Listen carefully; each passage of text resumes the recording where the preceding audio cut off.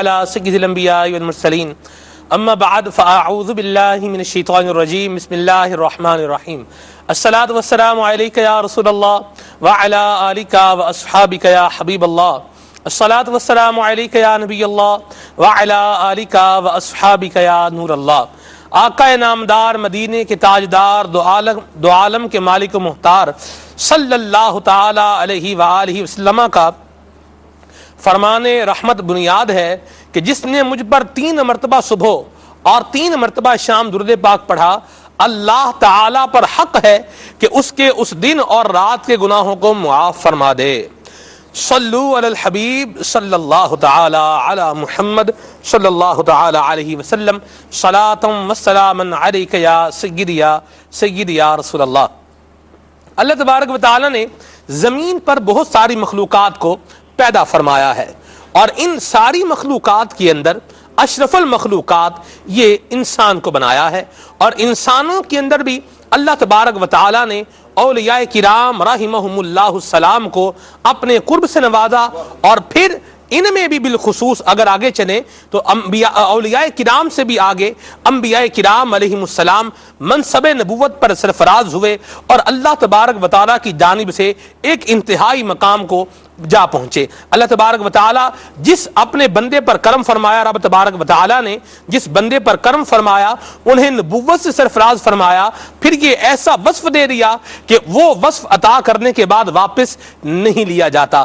اللہ تبارک و تعالیٰ کا نبی ہونا یہ بڑی عظمت والی بات ہے، یہ بڑی شان والی بات ہے، یہ بڑی رفعت والی بات ہے، اور انبیاء کرام علیہ السلام کا سلسلہ حضرت سیدنا آدم علیہ السلام سے شروع ہوا، اور ہمارے پیارے آقا مدینے والے مصطفیٰ صلی اللہ تعالی علیہ وآلہ وسلم کی ذات بابرکات پر آ کر ختم ہو گیا۔ نبی کریم صلی اللہ علیہ وسلم کے بعد کوئی نبی نہیں آ سکتا، آپ خاتم النبیین ہیں۔ جو نبی کریم صلی اللہ تعالی علیہ وآلہ وسلم کے بعد کسی کو نبی مانے تو وہ اپنے ایمان کی خیر منائے، ایمان کی حدوں سے وہ بندہ باہر ہو جائے گا۔ اللہ تبارک و تعالی ہم سب کو پیارے آقا صلی اللہ تعالی علیہ وآلہ وسلم کی محبت بھی عطا فرمائے، اور اللہ تبارک و تعالی نے اپنے انبیاء کرام علیہ السلام کو جن مبارک اوصاف سے، جن مبارک خصوصیات سے، جن اعلیٰ کرداروں سے اللہ کریم نے انہیں فیض یاب فرمایا تھا، شرف یاب فرمایا تھا، اللہ تبارک و تعالی ہمیں بھی ان مبارک عادات کا فیضان اور حصہ عطا فرمائے۔ آج ہم نے اپنے سلسلے کا موضوع رکھا ہے انبیاء کرام علیہ السلام کے اخلاق انبیاء کرام علیہ السلام۔ اس پر انشاءاللہ مبلغین دعوت اسلامی ہمیں مدنی پھول عطا فرمائیں گے، اور انشاءاللہ عز و جل اس کے ساتھ ساتھ آپ کی کالز کو، آپ کی فرمائشوں کو، آپ کے میسیجز کو ہم سلسلے کا حصہ ضرور بنائیں گے۔ اللہ تعالیٰ کی رضا پانے کے لیے اور ثواب کمانے کے لیے سلسلے میں شامل رہیے، اول تا آخر شامل رہیے، انشاءاللہ اس کی آپ کو بے شمار برکتیں حاصل ہوں گی۔ آئیے ابھی سنتے ہیں تلاوت کلام پاک۔ صلوا علی الحبیب صلی اللہ تعالی علی محمد صلی اللہ تعالی علیہ وسلم۔ کون کرے؟ میں کر دوں؟ آپ جس کو فرمائیں۔ آپ دو بیٹھے ہیں، جو بھی کریں مرحبا۔ اعوذ باللہ من الشیطان الرجیم بسم اللہ الرحمن الرحیم۔ انا اوحینا الیک کما اوحینا الی نوح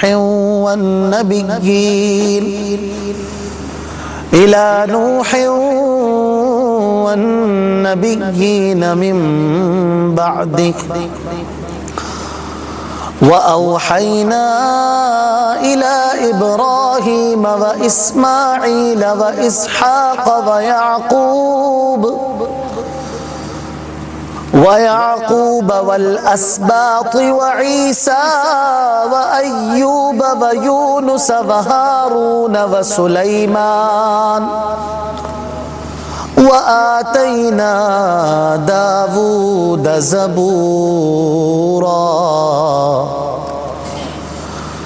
ورسلا قد قصصناهم عليك من قبل ورسلا لم نقصصهم عليك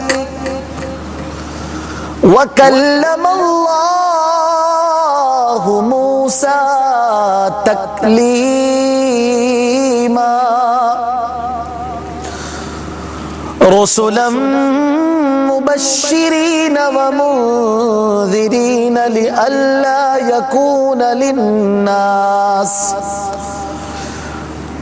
لئلا يكون للناس على الله حجة بعد الرسل وكان الله عزيزا حكيما آمنت بالله صدق الله العظيم. سبحان اللہ. آئیے کلام سنتے ہیں. صلوا علی الحبیب صلی اللہ تعالی علی محمد صلی اللہ علیہ وآلہ وسلم. صلی اللہ علیک یا رسول اللہ وسلم علیک یا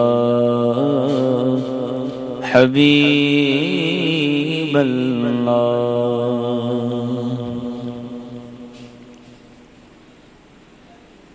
گناہگاروں کا روز محشر شفیع خیر الانام ہوگا. گناہگاروں کا روز محشر شفیع خیر الانام ہوگا. دلہن شفاعت بنے گی دولہا نبی علیہ السلام ہوگا. دلہن شفاعت بنے گی دولہا نبی علیہ السلام ہوگا. وہی ہے شافع وہی مشفع اسی شفاعت سے کام ہوگا. اسی شفاعت سے کام ہوگا. ہماری بگڑی بنے گی اس دن ہماری بگڑی بنے گی اس دن. وہی مدار المہام ہوگا. دلہن شفاعت بنے گی دولہا نبی علیہ السلام ہوگا. انہی کا منہ سب تکیں گے اس دن جو وہ کریں گے وہ کام ہوگا. جو وہ کریں گے وہ کام ہوگا. دہائی سب کی دیتے ہوں گے. دہائی سب کی دیتے ہوں گے. انہی کا ہر لب پہ نام ہوگا. دہائی سب کی دیتے ہوں گے.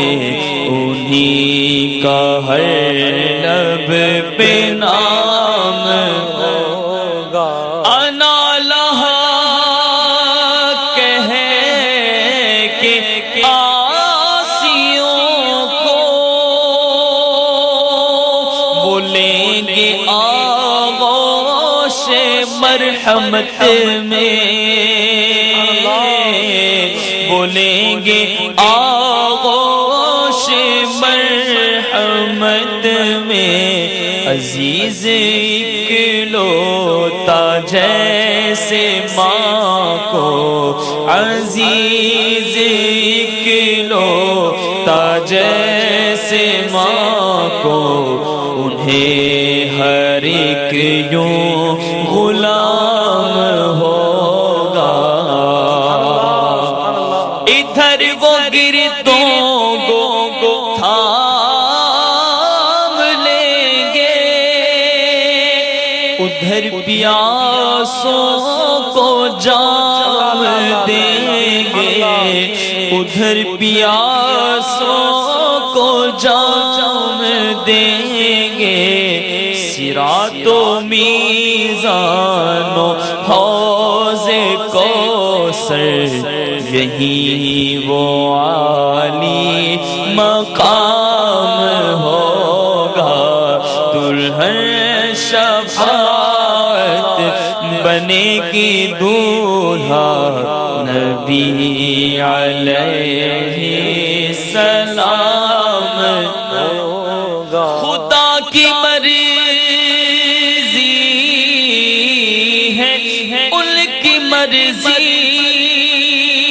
ہے ان کی مرضی خدا کی مرضی ہے ان کی مرضی خدا کی مرضی انہی کی مرضی پہ ہو رہا ہے انہی کی مرضی پہ کام ہوگا انہی کی مرضی پہ ہو رہا ہے انہی کی مرضی پہ کام ہوگا جدھر خدا ہے ادھر نبی ہے جدھر نبی ہے ادھر خدا ہے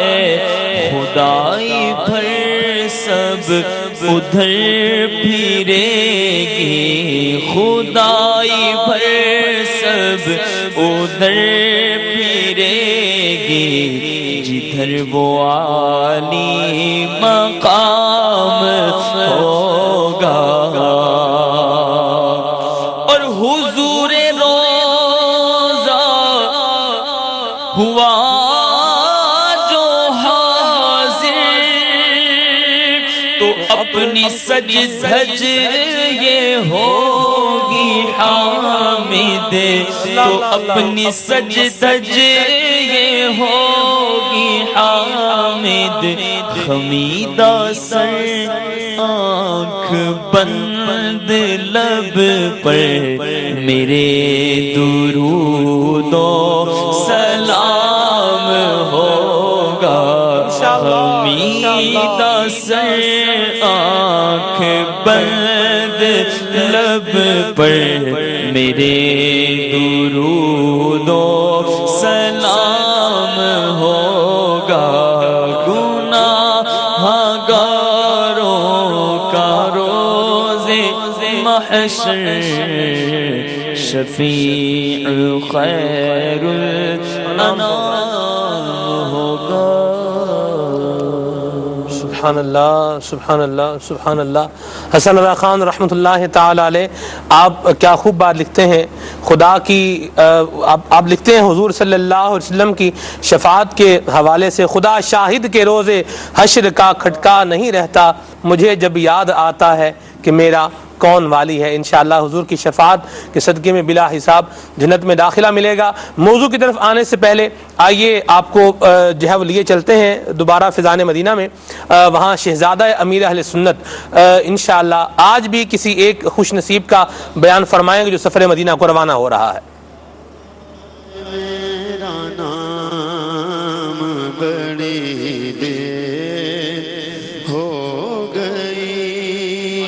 انشاءاللہ پونے کچھ ہی وقت کے بعد تقریباً 2:55 پہ صلاۃ و تسبیح بھی ادا کی جائے گی انشاءاللہ جن خوش نصیب کا نام نکلا ہے محمد عمران بن محمد اسلم کوٹ غلام محمد سبحان اللہ سبحان اللہ. عمران بھائی آپ کو مبارک ہو. جانے والوں جاؤ جاؤ فی امان اللہ، مدینے جانے والوں جاؤ جاؤ فی امان اللہ، کبھی تو اپنا بھی لگ جائے گا بستر مدینے میں، کبھی تو اپنا بھی لگ جائے. مصطفیٰ جان رحمت پہ لاکھوں سلام، شمع بز میں ہدایت. اللہ تبارک و تعالی اللہ تبارک و تعالی ہمیں بھی بادب حاضری نصیب فرمائے، اور ہمیں بھی اللہ تبارک و تعالی اپنے پیارے مصطفیٰ صلی اللہ تعالی علیہ وآلہ وسلم کے در دولت پر حاضری کی سعادت نصیب فرمائے.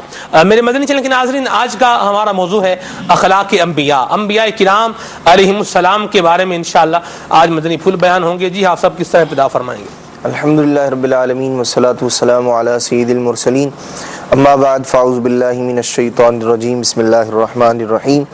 اللہ تبارک و تعالی نے انسانوں میں انبیاء کرام علیہ السلام کو فضیلت اور مقام اور بلند درجہ عطا فرمایا، اور ان دیگر جو انسان ہیں انہیں ان کی پیروی کا حکم ارشاد فرمایا.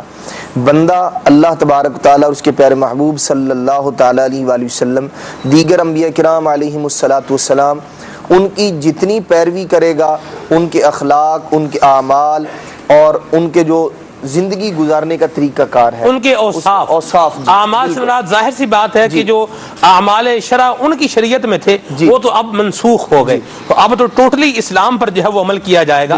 لیکن ان کے جو مبارک اوصاف ہیں ان میں سے اگر بندہ حصہ پانے کی کوشش کرے تو یہ بڑی سعادت مندی کی بات ہے، جنہیں اخلاق حسنہ بھی کہا جاتا ہے. سبحان اللہ. اور یہ وہ ہیں کہ جو تمام انبیاء کرام علیہم السلام کی شریعتوں میں ہر ایک اس کو محمود اور اچھا کہتے آئے اور اسی کے مطابق جو ہے وہ زندگیاں بسر کرتے آئے. اللہ تبارک تعالیٰ نے مختلف انبیاء کرام علیہم السلام کے وہ اوصاف، وہ اچھی باتیں جو آج بھی مسلمانوں کے لیے، آج بھی لوگوں کے لیے رہنما اصول کی حیثیت رکھتے ہیں، انہیں بیان فرمایا. حضرت سیدنا زکریا علیہ نبینا وعلیہ السلام نے جب اللہ تبارک تعالیٰ کی بارگاہ میں دعا کی کہ یا اللہ مجھے بیٹا عطا فرما، تو اللہ تبارک تعالیٰ نے جو بیٹا عطا فرمایا اور پھر اس کی جو خوشخبری عطا فرمائی، حضرت سیدنا یحییٰ علیہ نبینا وعلیہ السلام، اللہ تبارک و تعالیٰ نے آپ کے اوصاف کو یوں بیان فرمایا وَبَرًّا بِوَالِدَیْهِ، ارشاد فرمایا یہ وہ ہیں حضرت سیدنا یحییٰ علیہ نبینا وعلیہ السلام جو اپنے والدین کے ساتھ حسن سلوک کرنے والے. سبحان اللہ. تو یہ وہ وصف ہے، اور یہی وہ وصف ہے کہ جو اللہ تبارک تعالیٰ نے حضرت سیدنا عیسیٰ علیہ السلام کا بھی بیان فرمایا. اللہ تبارک تعالیٰ نے مجھے والدہ کے ساتھ حسن سلوک کرنے کا حکم ارشاد فرمایا ہے. حضرت سیدنا عیسیٰ علیہ السلام اور حضرت سیدنا یحییٰ علیہ نبینا وعلیہ السلام دونوں کا خاص طور پر قرآن مجید میں یہ وصف ذکر کیا گیا، اور ویسے نبی پاک صلی اللہ تعالیٰ علیہ وآلہ وسلم کی تعلیمات میں بھی والدین کے ساتھ حسن سلوک کو بڑی اہمیت حاصل ہے. ہمارے اسلاف رحمہ اللہ الکریم نبی پاک علیہ السلام کی تعلیمات پر عمل کیا اور انہوں نے ہمیں بتایا کہ والدین کے ساتھ کیسے حسن سلوک کرنا چاہیے. تو والدین کے ساتھ حسن سلوک کرنا یہ اسلام کا وہ وصف ہے کہ جو دیگر انبیاء کرام علیہ السلام کی شریعتوں میں بھی تھا اور نبی پاک علیہ السلام کی شریعت میں بھی ہے، بلکہ نبی پاک صلی اللہ تعالیٰ علیہ وآلہ وسلم نے اس پر مزید جو ہے وہ انعام و اکرام یوں عطا فرمایا. اس کے اندر اگر والدین کے ساتھ حسن سلوک کرنے پر دیگر انبیاء کرام علیہ السلام کی پیروی اور ان کا جو طریقہ مبارک ہے اس پر عمل کی نیت ہو، وہ بھی ثواب بندے کا. پھر نبی پاک علیہ السلام نے جو علیحدہ سے اس پر اجر اور ثواب عطا فرمایا، ایک تو یہ ہے کہ والدین کے ساتھ حسن سلوک پر اولاد کو اجر اور ثواب ملے. اولاد جو ہے وہ اپنے والدین کے ساتھ حسن سلوک کرے. ایک یہ ہے کہ اولاد اپنے آپ کو ایسا بنا لے کہ والدین اس کی جانب جب دیکھے تو ان کی آنکھیں ٹھنڈی ہو جائیں. والدین اس پر فخر محسوس کریں. نبی پاک صلی اللہ تعالیٰ علیہ وآلہ وسلم نے ارشاد فرمایا ایک تو وہ مشہور روایت ہے کہ اولاد جو ہے وہ والدین کی طرف دیکھے 100 مرتبہ دیکھے تو 100 حج کا ثواب ہے, 1 مرتبہ دیکھے تو 1 مقبول حج کا ثواب ہے. امام بہقی رحمۃ اللہ تعالی شعب الایمان میں حدیث پاک نقل فرماتے ہیں نبی پاک صلی اللہ تعالیٰ علیہ وآلہ وسلم نے ارشاد فرمایا کہ جب باپ اپنے بیٹے کی جانب نظر کرتا ہے اور وہ بیٹا ایسا فرما بردار ہے, ایسا نیک ہے, متقی ہے, پرہیزگار ہے کہ والد کی آنکھیں ٹھنڈی ہو جاتی ہیں اسے دیکھ کر, نبی پاک علیہ الصلوۃ والسلام نے ارشاد فرمایا اللہ تبارک و تعالی والد کے دیکھنے کی برکت سے بیٹے کو ایک غلام آزاد کرنے کا ثواب عطا فرمایا. اور ارشاد فرمایا نبی پاک علیہ الصلوۃ والسلام نے, صحابہ کرام علیہ مرضی یا رسول اللہ اگر وہ 1 سے زائد بار دیکھے, نبی پاک علیہ الصلوۃ والسلام نے ارشاد فرمایا اگرچہ وہ 360 بار دیکھے اللہ کریم اسے اتنا اجر و ثواب عطا فرمائے. سبحان اللہ. تو یہ اسلام کا ایک امتیازی وصف ہے, اور انبیاء کرام علیہ السلام کے اخلاق میں سے والدین کے ساتھ حسن سلوک کرنا یہ ایسا خلق ہے کہ جسے اپنا کر ہم یقیناً دیگر انبیاء کرام علیہ السلام کے اخلاق میں سے بھی حصہ پانے میں کامیاب و کامران ہو سکتے ہیں. اور خود نبی آخر الزمان صلی اللہ تعالیٰ علیہ وآلہ وسلم جو ہمارے آقا ہیں, ہمارے مولا ہیں, ان کی سنت پر بھی عمل کر کے ہم انشاءاللہ الرحمن یہ انبیاء کرام علیہ السلام کے اخلاق میں سے حصہ پانے میں کامیاب اور کامران ہو سکتے ہیں. مدینہ مجھے بڑی پیاری بات کہی. آج نگران مرکزی میں سے شورا بھی مدنی مذاکرے میں ایک بات سے توجہ دلا رہے تھے کہ کیا ہم بہت ساری چیزوں کا خیال کرتے ہیں, احساس کرتے ہیں, دیکھتے ہیں, نوٹ کرتے ہیں, ایبزارب کرتے ہیں, لیکن کیا ہم نے کبھی اپنے والدین کے موبائل میں کبھی ان کو بیلنس جو ہے وہ لوڈ کروا کے دیا؟ اللہ اکبر, کیسی بات ہے. کھانا کھاتے ہیں, ماں جو ہے وہ بچے کو کھانا کھلاتی ہے, باپ بھی اپنے بیٹے کو جو ہے وہ کھانا کھلاتا ہے بچپن میں. ہم نے کبھی لقمہ جو ہے وہ کوئی ایسا اپنے ماں باپ کو پیش کیا ہو, کبھی ایسا کھانا جو ہے وہ اس کا انداز بنا کر ماں باپ کو پیش کیا ہو؟ یہ ایسی بات ہے کہ ہے تو لگتی تو چھوٹی سی ہے, لیکن اس چھوٹی سی بات سے ماں باپ کا دل کتنا خوش جو ہے وہ ہوتا ہوگا اس کا اندازہ شاید نہیں لگا سکتے ہم. اور میں ایک اور بات بھی ہے میں کہنا چاہ رہا ہوں, اور میں کہہ ہی رہا ہوں الحمدللہ, کہ بعض اوقات ایسا ہوتا ہے کہ بندے کو اپنے ماں باپ کا خیال اور احساس اس وقت آتا ہے جب وہ خود ماں باپ کی سٹیج پر پہنچتا ہے. جب بندہ جو ہے مشقتیں جھیلتا ہے, اولاد کی پرورش کے دوران جب بندہ مشقتیں برداشت کرتا ہے, بچہ رات کو سونے نہیں دے رہا, اٹھ رہا ہے, تنگ کر رہا ہے, اچھا وہ رو رہا ہے, اس پر ماں باپ پریشان ہے, رات کو اٹھ کے رو رہا ہے, اس پر ماں باپ پریشان ہے, اچھا وہ اگر ٹانگیں زور زور سے جو ہے وہ بیڈ پر مار رہا ہے پھر ماں باپ پریشان ہے, اچھا اگر چھت کو دیکھتا جا رہا ہے پھر ماں باپ پریشان ہے, پتہ نہیں کیا ہو گیا, نظر لگ گئی, کھا نہیں رہا, پی نہیں رہا. یعنی ان مراحل سے گزار کر ماں باپ اپنی اولاد کی پرورش کرتے ہیں, اور آج یہی اولاد ہے ماں باپ کو لفٹ نہ کروائے, ماں باپ سے اچھے طریقے سے بات نہ کرے, ان کے ساتھ بیٹھے نہیں, ان کے ساتھ حسن سلوک اختیار نہ کرے. تو یہ ایک اچھی بات نہیں ہے اور ہمیں زیب نہیں دیتا. ہمیں تو اپنے ماں باپ کا مطیع و فرما بردار ہی ہونا چاہیے. سلمان بھائی, والدین کی کتنی اہمیت ہے. ایک تو ان کے ساتھ شفقت والا معاملہ کرنا ہے, لیکن ان کے حقوق بھی بندے پر لازم ہے. آج ایسا ہوتا ہے کہ بندہ تھوڑا سا مال ماں باپ پر خرچ کر دے یا چند دن ان کی خدمت کر لے تو دل میں یہ سمجھتا ہے کہ میں نے اپنے ماں باپ کے حقوق ادا کر دیے اور میں اپنے ماں باپ کے ساتھ اچھا سلوک کرنے والا ہوں. یہ بھی اللہ ماشاءاللہ کہ ماں باپ کے بڑھاپے میں, ان کی بیماری کے عالم میں ان کی اولاد ان کی خدمت کرے, ورنہ عموماً ایسا نظر نہیں آتا, بلکہ اولاد اگر منہ سے نہ بھی کہے تو اس کے عمل سے ایسا محسوس ہوتا ہے کہ یہ اب ماں باپ کی ان خدمت کرنے والے معاملے سے تنگ آ چکے ہیں, عاجز آ چکے ہیں, اور موت کا انتظار کیا جاتا ہے کہ ماں باپ جو ہیں وہ موت کے گھاٹ اتریں اور ہماری جان چھٹے. اعلیٰ حضرت مجدد اعظم مولانا شاہ امام احمد رضا خان سے کسی نے سوال کیا کہ اولاد پر ماں باپ کے کتنے حقوق ہیں. آج ہم غور کریں کہ ہمارا اپنے والدین کے ساتھ کیسا بیہیو ہے, ہم کیسے معاملات رکھتے ہیں. جس چیز کو ہم حسن سلوک کا نام دے رہے ہیں, آیا وہ حسن سلوک کے مرتبے پر پوری اترتی ہے یا نہیں. اعلیٰ حضرت سے پوچھا گیا کہ والدین کا اولاد پر کتنا حق ہے, تو اعلیٰ حضرت نے ارشاد فرمایا اتنا ہی کہ ادا ناممکن ہے. اللہ اکبر. اولاد پر ماں باپ کے اتنے حقوق ہیں جن کو ادا کرنا امپاسبل ہے. پھر اعلیٰ حضرت سمجھاتے ہیں مگر یہ کہ اگر ماں باپ مر جائیں, مثال کے طور پر سپوز اگر ماں باپ مر جائیں تو یہ اولاد ان کو اثر نو زندہ کر سکے تو کرے, کیونکہ والدین کون ہیں. آج میرے پاس مال آ گیا, منصب آ گیا, آج میرا دنیا میں نام ہے, سب کچھ ہے میرے پاس. یہ سب کچھ مجھے حاصل کیوں ہوا؟ کہ میرا وجود ہے, میں موجود ہوں. میں موجود ہوں تو میرا مال بھی ہے، میرا نام بھی ہے، میری شہرت بھی ہے، لیکن میرا وجود کس کا صدقہ ہے؟ اس عالم اسباب میں ہر شے کو پیدا کرنے والا اللہ تعالیٰ، لیکن اس عالم اسباب میں بندے کی تخلیق کا سبب کون ہے؟ اس کے ماں باپ۔ سبحان اللہ، سبحان اللہ۔ تو ماں باپ کے ساتھ ہمیں حسن سلوک کرنا ہے۔ دعوت اسلامی کا مدنی ماحول ہمیں سکھا رہا ہے، بتا رہا ہے۔ ماں باپ بھی دعوت اسلامی کے مدنی ماحول سے وابستہ ہو جائیں اور اولاد بھی دعوت اسلامی کے مدنی ماحول سے وابستہ ہو جائے تو انشاءاللہ یہ اچھی باتیں سیکھنے کا ذہن بنتا رہے گا اور ان پر عمل کرنے کی بھی ہمیں توفیق ملتی رہے گی۔ تو والدین کے ساتھ حسن سلوک کرنا یہ اخلاق انبیاء کرام علیہ السلام میں سے ہے۔ خوش نصیب ہے وہ جو اپنے والدین کے ساتھ حسن سلوک کرنے والا ہے، اور بڑی شقاوت ہے اور بڑی بدبختی ہے اس کے لیے جو اپنے والدین کا نافرمان ہے یا جس کے شر سے اس کے والدین جو ہیں یہ پناہ مانگ رہے ہیں۔ اللہ تبارک و تعالی ہمارے حال پہ رحمت فرمائے اور ہمیں والدین کی نافرمانی سے محفوظ و مامون فرمائے۔ جی اشفاق بھائی کیا فرمائیں گے آپ؟ بسم اللہ الرحمن الرحیم۔ آج ہمارا موضوع اخلاق انبیاء ہے۔ انبیاء علیہ السلام وہ برگزیدہ ہستیاں جنہیں اللہ تعالیٰ نے اپنے مخلوق کی طرف ہدایت کا پیغمبر بنا کر بھیجا، سبحان اللہ، میسنجر بنا کر بھیجا۔ یہ وہ ہستیاں ہیں کہ جنہیں اللہ تعالیٰ نے معصوم بنایا، انہیں ہر گناہ سے، ہر برائی سے، ہر طرح کی سخت دلی سے محفوظ فرمایا اور انہیں بہترین اوصاف و خصائل عطا فرمائے اور انہیں ایک رول ماڈل بنایا لوگوں کے لیے، مخلوق کے لیے۔ اور یہ وہ ہستیاں ہیں جو کہ اللہ تبارک و تعالیٰ کی طرف سے وعدہ الست کو بھی یاد کرواتی ہیں۔ جب مخلوق پیدا نہ ہوئی تھی، بنی نوع آدم کا وجود نہ تھا، ساری ارواح کے حضور ان کے سامنے جب اللہ تعالیٰ نے اپنا رب ہونے کا بیان فرمایا، پوچھا الست بربکم قالوا بلا، سب نے کہا کہ تو ہمارا رب ہے۔ سب ارواح نے اس بات کا بیان کیا۔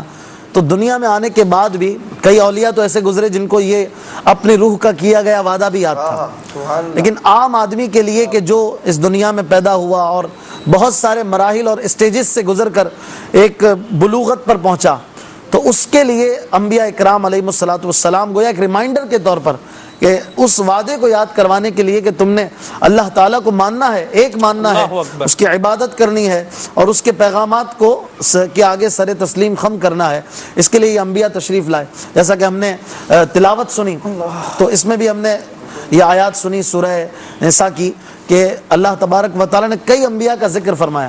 یوں تو قرآن پاک میں 25 انبیاء علیہ السلام کا ذکر ہے، کئی انبیاء کے مبارک نام ہم نے تلاوت میں سنے۔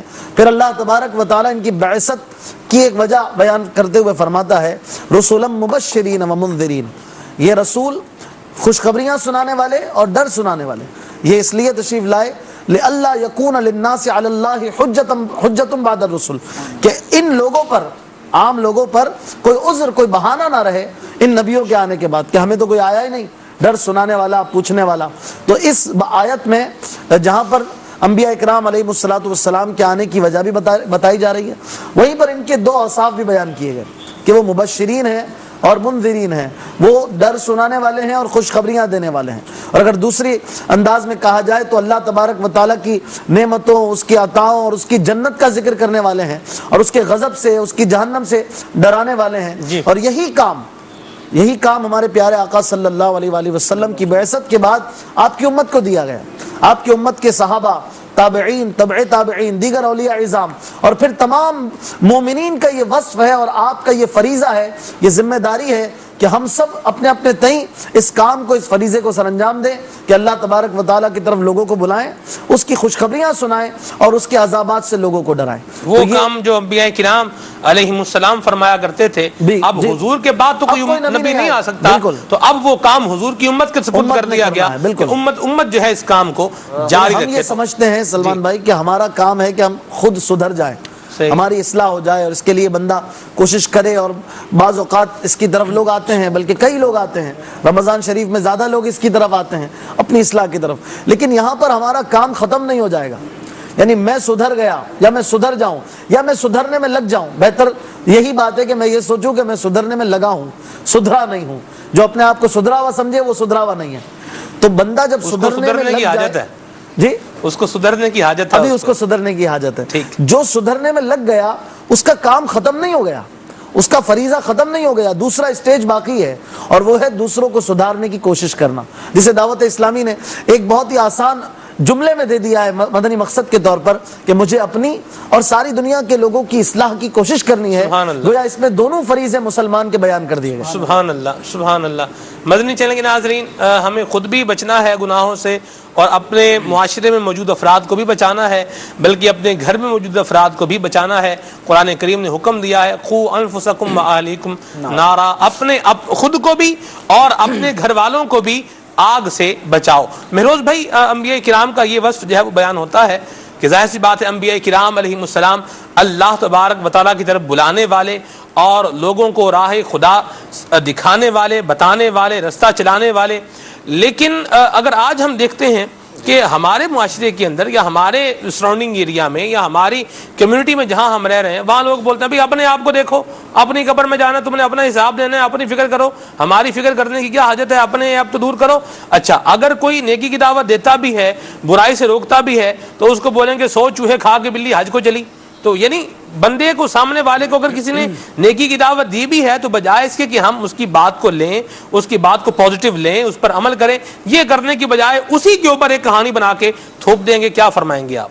سلمان بھائی، یہ بھی اخلاق انبیاء علیہ السلام سے ہے کہ کسی کی اچھی بات کو قبول کرنا، کسی کے اچھے مشورے کو قبول کرنا، یہ اخلاق انبیاء میں سے، اور خود سید عالم نور مجسم صلی اللہ تعالی علیہ وسلم کا طریقہ اور آپ کا اخلاق ہے یہ کہ اگر کوئی شخص اچھی بات کہتا ہے، نبی پاک صلی اللہ علیہ وسلم سے بڑھ کر عالم کون، جاننے والا کون، بہتر اخلاق کا مالک کون، کہ رب کریم نے خود ان کے اخلاق کی تعریف اپنے پاکیزہ کلام میں فرمائی وَإِنَّكَ لَعَلَىٰ خُلُقٍ عَظِيمٍ کہ تو جس کے اخلاق کو رب کائنات نے کامل فرمایا، عظیم فرمایا، تو اس سے بڑھ کر کون ہوگا۔ لیکن پیارے آقا صلی اللہ تعالی علیہ وسلم بھی لوگوں کی جو اچھی بات ہوتی اسے قبول کرتے، اسے قائم رکھتے۔ کئی ایسی احادیث ملیں گی آپ کو کہ دین اسلام کی تشریف آوری کے بعد بھی دین اسلام سے پہلے ہونے والے کاموں کو میرے پیارے آقا صلی اللہ علیہ وسلم نے قائم رکھا۔ اسی طریقے سے جب کسی بات میں مشورہ فرمایا تو حقیقی مشورہ فرمایا، اور پھر صحابہ اکرام علیہم رضوان کی طرف سے جو رائے آئی، بعض اوقات وہ رائے قبول فرمائی اور وہ رائے مقبول بارگاہ رسالت صلی اللہ تعالی علیہ وسلم ہوئی۔ تو اخلاق انبیاء کا تقاضا بھی یہی ہے۔ اچھا، پھر آپ نے کیونکہ آج کے دور کی بات کی ہے تو دیکھیں آج کے دور میں بھی ایک تو یہ آواز لگتی ہے جو آپ نے ارشاد فرمائی کہ بھائی ہمیں کیوں سمجھا رہا، تمہیں اپنی قبر میں جانا ہے، ہمیں اپنی قبر میں جانا ہے، تم اپنی دیکھو ہم اپنی دیکھیں، ایک تو یہ بات ہے۔ لیکن دوسری بات یہ ہے کہ جتنا میڈیا فاسٹ ہو رہا ہے، جتنی یعنی اب وہ کہ علم کی غیر حقیقی جستجو بڑھ رہی ہے، میں اسے کہوں گا علم کی غیر حقیقی جستجو بڑھ رہی ہے، تو لوگ چاہتے یہ ہیں کہ ہمارے اخلاق اچھے ہو جائیں، اب نام وہ کچھ بھی دیں، ہم کسی طریقے سے کامل بن جائیں، ہم ایسے بن جائیں، آئیڈیل سچویشن پہ ہم آ جائیں، تو لوگ کوشش یہی کرتے ہیں کہ ہم بہتر ہو جائیں، لیکن اس کے لیے وہ رستہ غلط انتخاب کرتے ہیں، اور وہ ایسے افراد، ایسے اداروں کا انتخاب کرتے ہیں جو ان کے اخلاق کو مصنوعی طور پہ سنوارتے ہیں، جبکہ انبیاء اکرام علیہ السلام کی جو بعثت ہوئی اور ان کا جو انداز اصلاح تھا وہ حقیقی اصلاح والا، وہ حقیقی اخلاق کو مزین کرنے والا تھا۔ یہ بات میں نے کیوں عرض کی کہ مصنوعی طور پر وہ اخلاق کو سنوارتے ہیں۔ ایک بات نگران شورا نے فرمائی تھی، آپ کو یاد ہوگا کہ حقیقی طور پہ چیزوں کو سنوارنا الگ چیز ہوتا ہے اور مصنوعی طور پہ سنوارنا الگ چیز ہوتا ہے۔ ایک چیز یہ ہے کہ جی منہ سے بدبو آتی ہے، منہ سے بو آ رہی ہے، بری بو آ رہی ہے، تو اس کا ایک علاج تو یہ ہے کہ جی پیٹ کا علاج کیا جائے، پیٹ کی خرابی کی وجہ سے آ رہی ہے تو اس کی پیٹ کی خرابی کو دور کیا جائے۔ دوسرا یہ ہے کہ وہ ماؤتھ فریشنر جو ہے وہ یوز کیے جائیں۔ اب ماؤتھ فریشنر جو یوز کریں گے آپ تو یہ مصنوعی علاج ہے اس کا۔ ایسے ہی جب ہم اپنی اخلاق و عادات کو بہتری کی طرف لے کر جانا چاہتے ہیں، کامیابی کے راستے پہ چلنا چاہتے ہیں، تو ہمارا جو انتخاب ہوتا ہے وہ غلط ہوتا ہے۔ انتخاب وہ ہونا چاہیے جو قرآن کریم فرقان حمید نے ہمیں عطا فرمایا کہ لقد کان لکم فی رسول اللہ اسوۃ حسنہ، کہ نبی کریم علیہ الصلوۃ والسلام کی سیرت طیبہ تمہارے لیے بہترین نمونہ عمل ہے۔ اور یہ انبیاء اکرام علیہ السلام وہ نفوس قدسیاں ہیں کہ ایک ہے نا کہ کون سی بات اچھی ہے اور کون سی بری ہے یہ پتہ کیسے چلے۔ تو انبیاء کی ذات وہ ہے، اللہ رب العزت نے ان کی تخلیق ایسی فرمائی اور ان کا مزاج ایسا بنایا، ان کی فطرت کو ایسا بنایا کہ جتنے اچھے اوصاف تھے وہ ان کی بارگاہ میں، ان کے بارگاہ میں حاضر ہوئے تو ہی اچھے ہوئے۔ علماء نے، مفسرین نے اس بات کی صراحت کی ہے کہ اچھائی اخلاق کے اعتبار سے، عادات کے اعتبار سے اچھائی ہے کیا؟ اچھائی ہے ہی وہ کہ جسے بارگاہ رسالت میں حاضری کا موقع ملا ہے وہ اچھائی ہے، اور جسے بارگاہ رسالت میں حاضری کا موقع نہیں ملا، نبی کریم علیہ الصلوۃ والسلام اس عادت سے بری ہیں، نبی کریم علیہ الصلوۃ والسلام اس عادت سے بچے ہوئے ہیں، بچتے ہیں، اس کو اختیار نہیں کرتے، ناگوار سمجھتے ہیں، تو پھر وہ اچھی نہیں ہے۔ تو ہمیں انبیاء اکرام کی سیرت کو دیکھنا چاہیے، ہمیں ان کے اخلاق کو دیکھنا چاہیے، اور ہمیں ان کے کردار کو دیکھنا چاہیے، اور ان کے پیچھے چلنا چاہیے کہ جن کے کردار کی پاکیزگی کو، ستھرائی کو، بڑائی کو، عظمت کو رب کریم نے اپنے پاکیزہ کلام میں بیان فرمایا۔ اچھا، یہ جو حضرات ہیں انبیاء اکرام علیہ السلام، یہ ایک لیڈر کے طور پر تشریف لاتے تھے، انہیں سربراہی کرنی ہوتی تھی، تو ان کو اللہ تبارک و تعالیٰ نے لیڈرشپ اسکلز وہ عطا فرمائے تھے کہ یہ لوگوں کو لے کے چل سکیں، اور ان کے انداز اور ان کے اخلاق سے یہ بات بخوبی ہمیں سمجھنے کو ملتی ہے کہ لوگوں کو لے کے چلتے تھے۔ آج کا جو موضوع ہے بالخصوص ان حضرات کے لیے، ان لوگوں کے لیے جو گھر کے سربراہ ہیں، جو اپنے آفس کے سربراہ ہیں، جو مینیجرز ہیں، جو ایم ڈیز ہیں، جو اس سے بڑے عہدوں پر فائز ہیں، جو ڈائریکٹرز ہیں، ان کے لیے بھی بالخصوص ہے کہ انبیاء اکرام علیہ السلام کے وہ کون سے گن ہوتے تھے، کون سے اوصاف ہوتے تھے، وہ کیا ان کی باتیں ہوتی تھی کہ وہ لوگوں کو لے کے چلتے تھے۔ بالخصوص ہمارے پیارے آقا صلی اللہ علیہ وآلہ وسلم کا جو انداز ہے، انشاءاللہ موقع ملے گا تو اس کو بھی ہم بیان کریں گے کہ وہ کن طریقوں سے لوگوں کے دلوں کو لبھاتے تھے، اپنے اخلاق سے لوگوں کو اپنا گرویدہ بناتے تھے، اور کس طرح سے، جیسے کل ہم نے عطاؤں کی بات کی، تو یہ جو عطائے مصطفیٰ ہے یہ بھی لوگوں کو اپنا بناتی ہے۔ ڈیفینیٹلی آپ کسی کو کچھ دیں گے تو وہ آپ کا ہو جائے گا، آپ تحفہ دیں گے وہ آپ کا ہو جائے گا۔ بس بیان ہوا حضور کا فَبِمَا رَحْمَةٍ مِّنَ اللَّهِ لِنْتَ لَهُمْ لَوْ كُنْتَ فَضًّا غَلِيظَ الْقَلْبِ لَانفَضُّوا مِنْ حَوْلِكَ۔ بالکل، یہ حضور علیہ السلام کا عفو، حضور علیہ السلام کا درگزر، آقا کریم صلی اللہ علیہ وسلم کی نرمی، حضور صلی اللہ علیہ وسلم کی شفقت، یہ وہ مبارک اوصاف بنے کہ وہ لوگ جو پہلے جان کے دشمن تھے وہ پیارے مصطفیٰ کریم صلی اللہ علیہ وسلم کی یہ عطائیں، یہ انداز دیکھ کے حضور کے جان نثار بن گئے۔ سلمان بھائی، اس آیت کریمہ کے ضمن میں حضرت علامہ عبد المصطفیٰ اعظمی رحمۃ اللہ تعالیٰ نے بڑی پیاری بات ارشاد فرمائی۔ انہوں نے فرمایا یہ آیت نازل کب ہو رہی ہے؟ جب ہمارے پیارے آقا محمد مصطفیٰ صلی اللہ تعالی علیہ وسلم دشمنوں کے درمیان ہیں، اور وہاں پہ اپنے کردار کی چاشنی سے ماحول کو گویا کہ خوشگوار بنا رہے ہیں۔ کسی دشمن کی یہ مجال نہیں ہوئی اس آیت کے نزول کے بعد بھی کہ وہ نبی کریم علیہ الصلوۃ والسلام کے کردار و اخلاق پر اللہ اکبر، اللہ اکبر۔ ایک اور وجہ اسی آیت میں بیان کی، اس کے ساتھ ایڈ کر دوں، راشد بھائی بیان کریں کہ آگے فرمایا فاعف عنہم واستغفر لہم وشاورہم فی الامر، تین چیزیں کہ آپ ان سے درگزر فرمائیں۔ اب درگزر کیسا کہ حضور علیہ السلام کی مبارک چادر کو کوئی کھینچتا ہے، گردن پہ خراش پڑ جاتی ہے، پھر بھی حضور درگزر فرماتے ہیں۔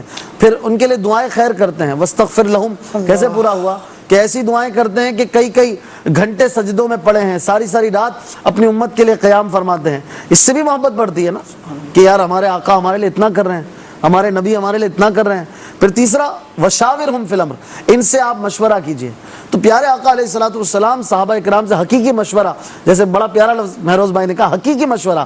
ایک تو ہم نے طے کر لیا ہوتا ہے، ڈیسائیڈڈ ہوتا ہے، اور خالی پوچھ رہے ہوتے ہیں کہ یار کیا کہتے ہو، میں تو کہتا ہوں یوں کر لینا چاہیے، ٹھیک ہے نا، اوکے ڈن، اور اس نے بولا ہی نہیں ہے، نہ مشورہ دیا ہے، اور خالی مشورہ۔ حقیقی مشورہ فرماتے ہیں، اور کئی مقامات پر یہ مثالیں ہیں، یہ پیارے آقا علیہ السلام نے اپنے پوائنٹ آف ویو کو بیک کر لیا اور اپنے صحابی کے مشورے پر کوئی کام فرمایا، اختیار فرمایا۔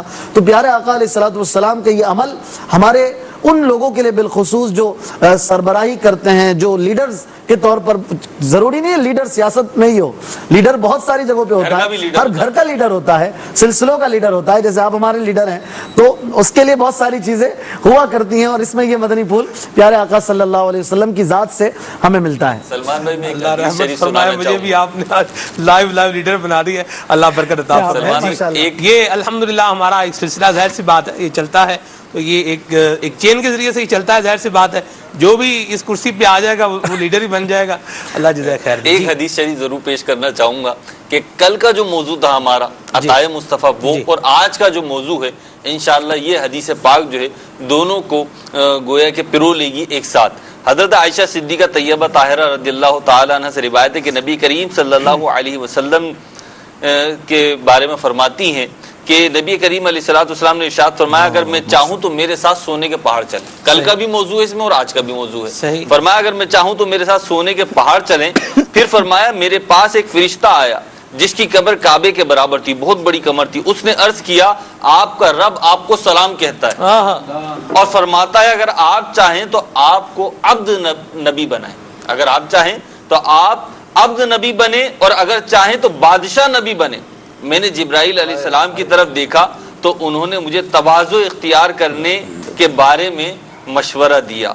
حضرت ابن عباس رضی اللہ تعالیٰ سے بھی یہی اسی مضمون کی روایت موجود ہے اور اس میں بھی یہی ہے کہ جب حضرت جبرائیل امین سے مشورہ کیا تو جبریل امین نے اشارہ کیا کہ آپ عبد نبی بنے۔ حضرت عائشہ صدیقہ رضی اللہ تعالیٰ نے فرماتی ہیں، اس حدیث کو بیان کر کے فرماتی ہیں کہ اس کے بعد نبی کریم صلی اللہ علیہ وسلم نے تکیہ لگا کر کبھی نہیں کھاتے تھے اور فرماتے تھے کہ میں ایسے کھاؤں گا جیسے اللہ کے بندے کھاتے ہیں اور ایسے بیٹھوں گا جسے اللہ کے بندے بیٹھتے ہیں۔ اللہ اللہ اللہ، کیا پیاری روایت ہے، مجھے بڑا مزہ آیا۔ سبحان اللہ سبحان اللہ۔ کھانا تو دیکھو جو کی روٹی وہ بھی شکم بھر روز نہ کھانا۔ مائک آپ کے صلی اللہ علیہ وسلم پڑھے کھانا تو دیکھو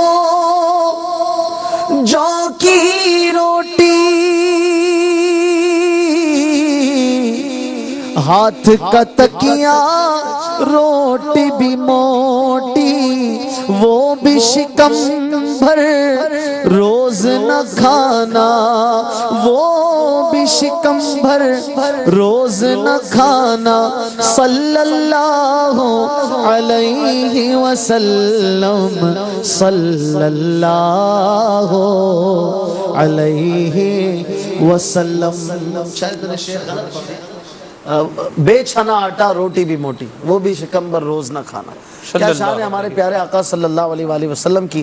اخلاق پر اگر ہم گفتگو کریں، میں سمجھتا ہوں 30 دن ہم اخلاق مصطفیٰ پر گفتگو کر سکتے ہیں، اور آپ نے تو ایک ہی سلسلہ اس میں بھی اخلاق انبیاء، ماشاءاللہ ایسا موضوع ہے کہ کل سحری اور افطاری تک بات ہو سکتی ہے۔ یہ راشد بھائی آپ کی طرف آ رہے ہیں، بالکل بات میں کنکلوڈ کر رہا ہوں، میں دیکھ رہا ہوں ظاہر سی بات ہے، اللہ جزائے خیر عطا فرمائے، مبلغین مدنی پور دے رہے ہوتے ہیں تو باری آ ہی جاتی ہے، اللہ جزائے خیر دے آپ کو، آپ کی ہمت کو، آپ کے صبر کو، آپ کی برداشت کو لاکھوں سلام ماشاءاللہ۔ بات میں کنکلوڈ کر رہا تھا وہ یہ ہے کہ دین اسلام کا یہ حسن ہے، اخلاق انبیاء کرام علیہ السلام، اشفاق بھائی بات ہوئی نا جی، دین اسلام کا یہ حسن ہے کہ جس طرح ہم اپنے پیارے آقا صلی اللہ علیہ وسلم کی تعظیم کرتے ہیں ویسے ہی ہم تمام انبیاء کرام علیہ السلام کی تعظیم کرتے ہیں۔ یہ اسلام کا حسن ہے، اسلام نے ہمیں باادب بنایا ہے، اسلام نے ہمیں مطیع و فرما بردار بنایا ہے، اور اسلام نے ہمیں یہ سکھایا ہے کہ جو اللہ والے ہیں ان کا ادب بھی کرنا ہے، ان کا احترام بھی کرنا ہے۔ تو انبیاء کرام علیہ السلام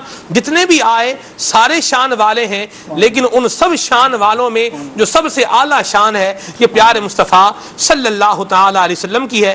امام اہل سنت نے کیسے پیارے انداز میں اس کو بیان فرمایا، طور پر کوئی چرخ پہ یہ عرش سے پار، سارے بالاؤں میں بالا رہی بالا یہ دوست۔ انبیاء کرام سارے بالا ہیں، سارے شان والے ہیں، سارے عظمت والے ہیں، لیکن ان سب عظمت والوں کی آقا ہمارے پیارے مصطفیٰ صلی اللہ علیہ وسلم ہے۔ تو انبیاء کرام کی انشاءاللہ اخلاق کی بات بھی ہوگی۔ جی راشد بھائی کیا فرمائیں؟ سب مکان تم لا مقام تن ہے تم جانے صفا ہو۔ سبحان اللہ۔ نبی پاک صلی اللہ تعالی علیہ وسلم کی ذات ساری کائنات کے لیے نمونہ اخلاق ہے۔ جی مہروز بھائی نے بڑی پیاری بات کی کہ انبیاء کرام کے جو اوصاف کلام مجید میں یا نبی پاک صلی اللہ تعالی علیہ وسلم کے فرامین میں ذکر کیے گئے ان کو اپنانا چاہیے۔ اب علماء فرماتے ہیں کہ اللہ تعالیٰ نے انبیاء کو ایک خاص حسن اخلاق کی نوع سے مختص فرمایا، لیکن نبی پاک علیہ السلام کو سارے انبیاء کے اوصاف اور اخلاق کا جامع بنایا ہے۔ اللہ تبارک و تعالیٰ نے مختلف انبیاء کی سیرت اور ان کے اوصاف بیان فرما کر ارشاد فرمایا کہ یہ وہ ہیں جنہیں اللہ نے ہدایت دی، اور اے محبوب فَبِهُدَاهُ مُقْتَدِهْ، آپ ان کی ہدایت کی پیروی فرمائیں۔ تو اس آیت مبارکہ کے تحت علماء فرماتے ہیں کہ حضور صلی اللہ تعالی علیہ وسلم وہ ذات ہیں کہ آپ کی ذات میں تمام انبیاء کے اوصاف جمع ہو گئے، جس کو امام بصیری نے بڑے پیارے انداز میں ذکر کیا قصیدہ بردہ شریف میں کہ فاق النبیین فی خلق و فی خلق، فاق النبیین فی خلق و فی خلق ولم یدانوہ فی علم ولا کرم، کہ نبی پاک صلی اللہ تعالی علیہ وسلم حسن سیرت اور حسن صورت میں تمام انبیاء پر سبقت لے گئے۔ کوئی بھی نبی پاک علیہ السلام کے رتبہ معرفت اور مرتبہ اخلاق تک نہ پہنچ سکا۔ نبی پاک علیہ السلام فارسی کا ایک شعر بھی ہے، حسن یوسف دم عیسیٰ ید بیضا داری آنچ ہو با ہما دار اندر تنہا داری۔ سبحان اللہ۔ سلمان بھائی، معاشرے میں اگر ہم نے قابل اعتماد بننا ہے تو بہت ساری اوصاف ایسے ہوتے ہیں، بہت ساری خوبیاں ہوتی ہیں جن کو اپنا کر بندہ معاشرے میں اپنا اعتماد بحال کر سکتا ہے۔ ایک عام شخص بھی اگر جھوٹ بولے، خلاف واقع بات کرے، سچائی کو نہ اپنائے تو لوگ اس کا اعتبار نہیں کرتے، کھو بیٹھتا ہے وہ اپنا اعتبار۔ لیکن نبی جو ہوتا ہے اس کا مقام کیا ہوتا ہے کہ ایک عام بندے کی بات پر تو آپ اپنا معاملہ حل کروائیں گے یا اپنے دل کا اطمینان پائیں گے، لیکن نبی کی بات، نبی کا قول وہ حیثیت رکھتا ہے کہ امتی کا ایمان نبی کے قول کی تصدیق پر موقوف ہوتا ہے، کہ نبی نے جو کہنا ہے وہ امتی نے مان کر ایمان لانا ہے۔ نبی پاک صلی اللہ تعالی علیہ وسلم ہوں یا دیگر انبیاء ہوں، تمام انبیاء میں یہ وصف یکساں اور نمایاں ہے کہ اللہ کا ہر نبی سچا ہے، اور اللہ تعالیٰ نے اس وصف کو اپنے انبیاء کے مقام مدح میں، اپنے انبیاء کی خوبیوں میں شمار فرمایا۔ میں چند آیات ذکر کرتا ہوں۔ سورہ مریم میں اللہ تبارک و تعالی حضرت سیدنا ابراہیم خلیل اللہ علیہ نبینا علیہ السلام، جو نبی پاک صلی اللہ تعالی علیہ وسلم کے بعد ساری مخلوق میں افضل ہیں، ارشاد فرمایا وَذْكُرْ فِي الْكِتَابِ إِبْرَاہِیمَ، اے محبوب کتاب میں ابراہیم کو یاد کرو، اِنَّهُ كَانَ صِدِّيقًا نَبِيًّا، کہ وہ صدیق سچ بولنے والے اور غیب کی خبریں دینے والے تھے۔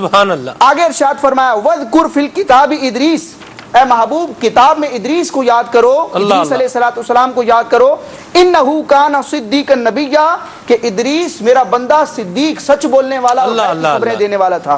آگے ارشاد فرمایا وذکر فی الکتاب اسماعیل، کتاب میں اسماعیل کو یاد کرو۔ اسماعیل علیہ السلام کی کیا شان ہے کہ ویسے تو ہر نبی سچا، لیکن ان میں سچائی کا، صدق کا وصف نمایاں تھا۔ صدر الافاضل اس آیت مبارکہ کی تفسیر میں فرماتے ہیں کہ ایک مرتبہ حضرت سیدنا اسماعیل ذبیح اللہ علیہ نبینا علیہ السلام سے کسی شخص نے کہا کہ آپ اس مقام پر ٹھہریے، میں کچھ دیر میں آتا ہوں، میرے آنے سے پہلے آپ یہاں سے جائیے گا نہیں۔ تو حضرت اسماعیل علیہ السلام اس کے انتظار میں وہیں کھڑے رہے، 3 دن آپ اس کے منتظر رہے، اس کا انتظار کرتے رہے، وہ شخص نہ آیا۔ یعنی اپنے وعدے کے اتنے سچے، اور قربانی دینے کا جو آپ نے وعدہ کیا تھا اپنے والد سے، اس وعدے کو کیسا وفا کیا کہ آج تک مسلمان اس کی یاد کو جاری رکھتے ہیں۔ اللہ فرماتا ہے وَذْكُرْ فِي الْكِتَابِ اسماعیل، کتاب میں اسماعیل کو یاد کرو، انہو کان صادق الوعد، کہ وہ وعدے کا سچا تھا۔ اور سچائی کتنی اچھی چیز ہے، ایک حدیث پاک ذکر کرتا ہوں، جامع ترمذی کی روایت ہے، سرکار اعظم صلی اللہ تعالی علیہ وسلم ارشاد فرماتے ہیں علیکم بالصدق، سچائی کو، سچ بولنے کو لازم پکڑ لو، اپنا لو۔ کیوں؟ ارشاد فرمایا فَإِنَّ الصِّدْقَ يَهْدِي إِلَى الْبِرِّ، سچائی جو ہے یہ بھلائی کی طرف رہنمائی کرتی ہے، وَإِنَّ الْبِرَّ يَهْدِي إِلَى الْجَنَّةِ، اور بھلائی جنت کی طرف لے جاتی ہے۔ وَمَا يَزَالُ الرَّجُلُ يَصْدُقُ وَيَتَحَرَّ الصِّدْقَ، بندہ سچ بولتا رہتا ہے، سچ کی تلاش میں رہتا ہے، حَتَّى يُكْتَبَ عِندَ اللَّهِ صِدِّيقًا، ایک مقام وہ آتا ہے کہ اللہ کی بارگاہ میں اس کو صدیق لکھ دیا جاتا ہے۔ اللہ اللہ سبحان اللہ، کیسے پیارے انداز میں بیان فرمایا ہمارے راشد بھائی نے۔ بہروز بھائی آپ صاحب، آپ بھی اس پر مدنی پھول دیں۔ آج کل تو ہمارے یہاں کہنا سچائی کا تو زمانہ نہیں رہا، سچائی کا زمانہ گزر گیا بھائی، اب تو جھوٹ کے بغیر کام نہیں چلتا، کاروبار نہیں چلتا، معاملہ نہیں چلتا، تعلق نہیں چلتا، رشتہ نہیں چلتا، جھوٹ تو اب دیکھیں نا ضرورت بن گیا ہوا ہے۔ تو یہ تو آپ کب کی باتیں کر رہے ہیں، پہلے کی باتیں کر رہے ہیں، ٹھیک ہے وہ دور ہوگا، اب تو جھوٹ کے بغیر گاڑی چل نہیں سکتی۔ کہنے والا خود کیا چاہتا ہے کہ اس کے ساتھ کیا کیا جائے؟ خود تو کبھی نہیں چاہے گا کہ اس کے ساتھ جھوٹ بولا جائے، کیسے چاہے گا؟ زمانہ تو نہیں گیا، اس کا مطلب ہے صحیح، مدینہ کا مطلب ہے زمانہ تو نہیں گیا۔ یہ جو کہہ رہا ہے کہ سچائی کا زمانہ نہیں رہا، یہ جب کسی سے خریداری کرنے جاتا ہے تو یہ چاہتا ہے مجھ سے سچ بولا جائے، جب یہ رشتے ناطے کے لیے جاتا ہے چاہتا ہے مجھ سے سچ بولا جائے۔ تو زمانہ تو نہیں گیا، البتہ طبیعتوں میں فطور آ گیا، طبیعتوں میں خرابی آ گئی، اور طبیعت کیونکہ اب وہ چیزوں میں ملاوٹ ہو گئی ہے، کھانے پینے کی چیزوں میں ملاوٹ ہو گئی ہے، تو طبیعتوں میں بھی ملاوٹ ہو گئی ہے، اور طبیعتیں یہ چاہتی ہیں کہ ہمارے ساتھ معاملہ کچھ ہو، یعنی لوگ ہمارے ساتھ کچھ اور معاملہ کریں اور ہم لوگوں کے ساتھ ہمیں چھٹی مل جائے، ہم جو دل چاہے کریں. تو ایسا تو نہیں ہو سکتا. جو زمانہ وہ تھا یہی وہ زمانہ، یہ بھی وہی زمانہ ہے. اس زمانے میں سچ کی پذیرائی تھی اور آج بھی سچ کی پذیرائی ہے. اور کوئی دین، کوئی ملت، کوئی جغرافیہ ہو، سچ ایسا یونیورسل ٹروتھ ہے، ایک ایسی آفاقی خوبصورتی ہے کہ اس کو کوئی کسی قوم، کسی گروہ کے افراد جو ہیں وہ ڈینائی نہیں کرتے، اس کی مذمت نہیں کرتے، اس کو قبول کرتے. اور سچے آدمی کی آج بھی ویلیو ہے، آج بھی ویلیو ہے. مدینہ مدینہ. جی آپ صاحب، اگر واقعی ایسا ہے، کوئی شخص یہ کہتا ہے کہ جی زمانہ نہیں رہا، تو اب اگر زمانہ نہیں رہا تو ایسے زمانے میں سچ کی زیادہ حاجت ہے. اللہ اکبر. کہ اس زمانے میں سچ بولا جائے اور اللہ کی تبارک و تعالی، اس کے پیارے محبوب صلی اللہ تعالی علیہ وسلم کی تعلیمات پر عمل کیا جائے. اگر ایسے وقت میں کوئی سچ بولے گا تو زیادہ اجر و ثواب ملے گا. آخرت کی اس کی بہتری ہوگی اور دنیا بھی اس کی بہتر ہوگی. اور نبی پاک صلی اللہ تعالی علیہ وآلہ وسلم نے جو اوصاف ذکر فرمائے مومن کے، ارشاد فرمائے مومن جھوٹا نہیں ہو سکتا. یعنی سچائی اور صدق کی اس قدر اہمیت ہے. صحابہ کرام علیہ رضوان نے پوچھا یا رسول اللہ صلی اللہ تعالی علیہ وسلم، کیا کوئی مومن بزدل ہو سکتا ہے؟ نبی پاک علیہ السلام نے ارشاد فرمایا ہاں مومن بزدل ہو سکتا ہے. پھر ایک دو اور اسی طرح کی باتیں پوچھی. پھر عرض کی یا رسول اللہ صلی اللہ تعالی علیہ وسلم، کیا مومن جھوٹا ہو سکتا ہے؟ نبی پاک علیہ السلام نے ارشاد فرمایا نہیں، مومن جھوٹا نہیں ہو سکتا. تو نبی پاک صلی اللہ تعالی علیہ وسلم کی جو تعلیمات ہیں، جو سید الانبیاء کا جو اخلاق کریمانہ ہے، پھر وعدے پر پابندی اور سچائی کا ایسا کہ نبی پاک صلی اللہ تعالی علیہ وسلم خود بھی عمل کریں اور اپنے امتیوں سے، اپنے صحابہ کرام علیہ رضوان سے بھی فرمائیں، تو یقیناً یہ وہ طریقہ کار ہے جو دنیا کے اندر صحابہ کرام علیہ رضوان نے جو مقام، جو مرتبہ، جو عزت، جو شہرت، جو ناموری اور جو ترقی اس زمانے میں ظاہر کے اعتبار سے، امن چین سکون کے اعتبار سے آپ دیکھ لیجئے، جو اس زمانے میں تھی وہ سچ کی مرہون منت تھی. آج اگرچہ ہم ظاہری اعتبار سے مطلب کچھ تبدیلی آ گئی ہے، ہم لوگ یہ سمجھتے ہیں، لیکن آپ افراتفری دیکھیے، سکون کتنا برباد ہوا ہے. یعنی ہر شخص جو ہے وہ شکوہ کناں ہے اس اعتبار سے کہ میری زندگی میں جو ہے وہ اطمینان، وہ چین، وہ سکون نہیں رہا. وجہ کیا ہے کہ جو نبی پاک علیہ السلام کی تعلیمات تھیں ان سے جو ہے وہ کنارہ کشی اختیار کی گئی ہے، اور ان سے منہ موڑ کر جس ترقی کی جانب ہم بڑھے ہیں وہ ترقی نہیں ہے بلکہ وہ دراصل تنزلی ہے. سلمان بھائی یہاں ایک بات عرض کروں سچ اور جھوٹ کے تناظر میں، کہ بالخصوص دو مواقع مجھے ایسا لگتا ہے کہ جہاں پہ بہت کثرت کے ساتھ جھوٹ کو استعمال کیا جاتا ہے اور یوں سمجھا جاتا ہے کہ یہاں پہ جھوٹ کے بغیر چارہ نہیں. ایک مارکیٹ، بازار، اور دوسرا جب کسی کا رشتہ ہو رہا ہوتا ہے، لڑکے لڑکی کا رشتہ ہو رہا ہوتا تو وہاں پر میں دونوں جگہوں کی بات عرض کروں. میں مارکیٹ میں بھی رہا ہوں، یوسف بھائی ہمارے اپنے اشفاق بھائی ہیں، یہ مارکیٹ کی بتائیں گے کہ جب رشتہ طے ہو رہا ہے اگر اسی وقت سچی باتیں کر لی جائے نا تو اگر معاملہ بننا ہے تو بن جائے گا، اور بننے کے بعد آگے کی جو زندگی ہوگی نا وہ بڑی خوشگوار ہو جائے گی.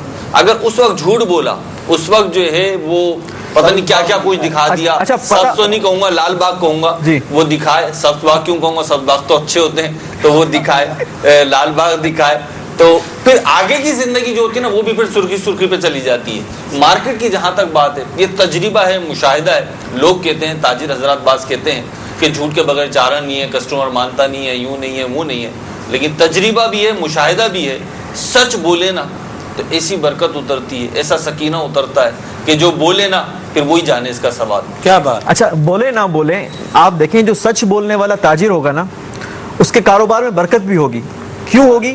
کہ آپ نے ایک بار ڈیلنگ کی، ایک بار تو آپ مال مہنگا لے کے گئے مجھ سے، لیکن جب آپ اسے استعمال کریں گے، جب آپ نا میں صرف ایک مثال دے رہا ہوں، میں اپنی مثال آپ جو ہے وہ اسے استعمال کریں گے تو آپ ریئلائز کریں گے کہ یار یہ واقعی چیز جو ہے وہ لانگ ٹرم کے لیے چل رہی ہے، لانگ ٹائم جو ہے اس کا ٹائم ڈیوریشن جو ہے وہ زیادہ ہے. تو اگلی بار وہ کسی اور کو ریکمینڈ بھی آپ کی دکان کا کرے گا کہ جی بالکل ایسا ہی.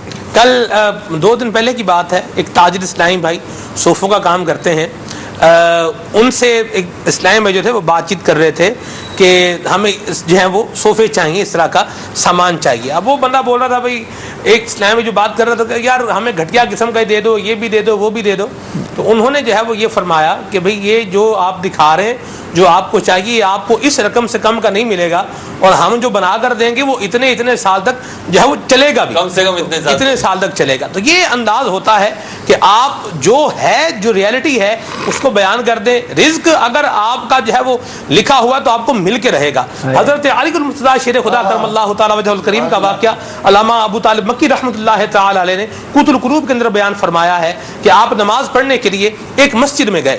باہر آپ نے دیکھا ایک جو ہے وہ حبشی شخص جو ہے وہ غلام بیٹھا ہوا تھا.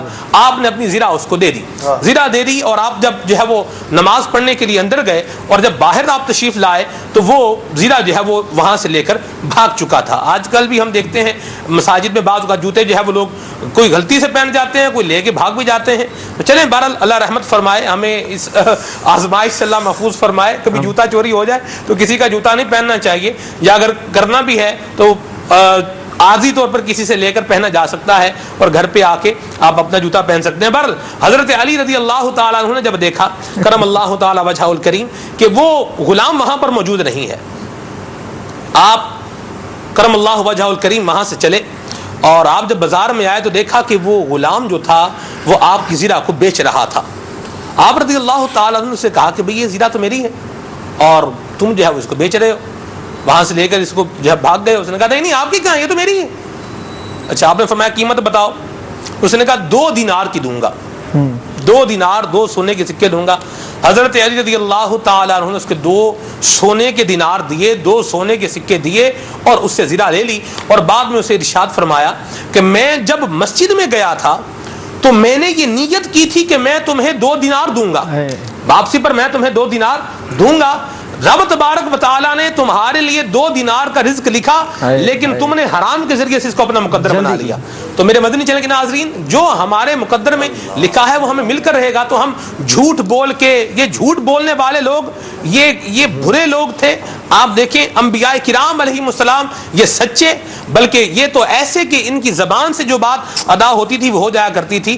ان کے برعکس جو ان کے خلاف جو لوگ ہوتے تھے ان کے اندر یہ گندی عادات ہوتی تھیں، چغل خوریاں کرنا، جھوٹ بولنا، ظلم کرنا، کسی کو مطلب گھٹیا ذلیل 2 ٹکے کا کر دینا، یہ ان کے کام ہوتے تھے. اللہ والوں کی یہ اخلاق اور یہ معاملات نہیں ہیں. لہٰذا ہم یہ فیصلہ کر لیں کہ ہمیں کن کے اخلاق اپنانے ہیں، کن کا انداز جو ہے وہ لینا ہے. انبیاء کرام علیہ السلام کے انداز میں سے حصہ پانا ہے، یا جو برے لوگ تھے ان کے معاملات میں جانا ہے. دعوت اسلامی کا مدنی ماحول ہمیں یہ اخلاقی انبیاء کرام علیہ السلام کا فیضان عطا فرما رہا ہے. بہت سارے مدنی پھول ہیں، مبلغین بھی انشاءاللہ بیان فرمائیں گے، لیکن یہاں پر کچھ کالز کو سلسلے کا حصہ بناتے ہیں. صلوا علی الحبیب صلی اللہ تعالی علی محمد. میرا نام محمد بابر بن یونس اتاری ہے. ماشاء اللہ عز و جل سلمان بھائی، آج آپ کے سلسلے کا موضوع اخلاق انبیاء علیہ السلام ہے. بہت ہی پیارا موضوع لے کر آئے ہیں آپ. اخلاق انبیاء میں سے میرے آقا صلی اللہ تعالی علیہ وسلم کے اخلاق کے بھی کیا کہنا ہے. اللہ تعالیٰ قرآن پاک میں ارشاد فرماتا ہے وَإِنَّكَ لَعَلَىٰ خُلُقٍ عَظِيمٍ، اور بے شک تمہاری خوب و بڑی شان کی ہے. حضرت ام المؤمنین سیدہ عائشہ صدیقہ رضی اللہ تعالیٰ عنہ سے دریافت کیا گیا تو آپ نے فرمایا کہ سید عالم صلی اللہ تعالیٰ علیہ وسلم کا خلق قرآن ہے. حدیث شریف میں ہے سید عالم صلی اللہ علیہ وسلم نے فرمایا کہ اللہ تعالیٰ نے مجھے مکارم اخلاق و محاسن افعال کی تکمیل و تتمیم کے لیے مبعوث فرمایا. واہ سبحان اللہ، کیا بات ہے. یہ علامہ یوسف رضوی صاحب کے بیٹے تھے جی، بابر بھائی ان کے بیٹے. اچھا یہ اور ہوں گے. چلے جی مرحبا، ماشاءاللہ آپ کا کال کرنا مدینہ جی. محمد توفیق جوہانسبرگ ساؤتھ افریقہ سے عرض کر رہا ہوں. ماشاءاللہ سلمان بھائی آپ کا پروگرام بہار رمضان ماشاءاللہ بہت ہی خوبصورت اور بہت پیارا پروگرام ہے. میں ڈے 1 سے دیکھ رہا ہوں اور ماشاءاللہ اتنا نالجبل ہے. اللہ تعالیٰ اس کو ہمیشہ ترقی برکتہ فرمائے. آمین. ماشاءاللہ آپ کے پینل میں علماء کرام، نعت خواہ ثناء خواہ مصطفیٰ ماشاءاللہ. اور میں آپ سے عرض کرنا چاہ رہا ہوں کہ مجھے بہت پرانا کلام حاجی مشتاق قادری رحمۃ اللہ علیہ کے سامنے میں نے سن کے پیٹ کے سنا تھا میں نے 1988 میں 99 میں. اور اشفاق بھائی کی آواز میں تاجدار زماں مالک دو جہاں، کب تیرے در پہ یہ غلام آئے گا، کب میں دیکھوں گا گنبد کی ہریالیاں، کب مجھے مدینے سے پیام آئے گا. اور ایک اور نعت کا اسد بھائی کی آواز میں ایک نعت جو ہے اپنا غم یا شہ انبیاء دیجئے، چشم نم یا حبیب خدا دی. اللہ اللہ اللہ ماشاءاللہ. اللہ آپ کو سلامت رکھے، اپنے حفظ و امان میں رکھے.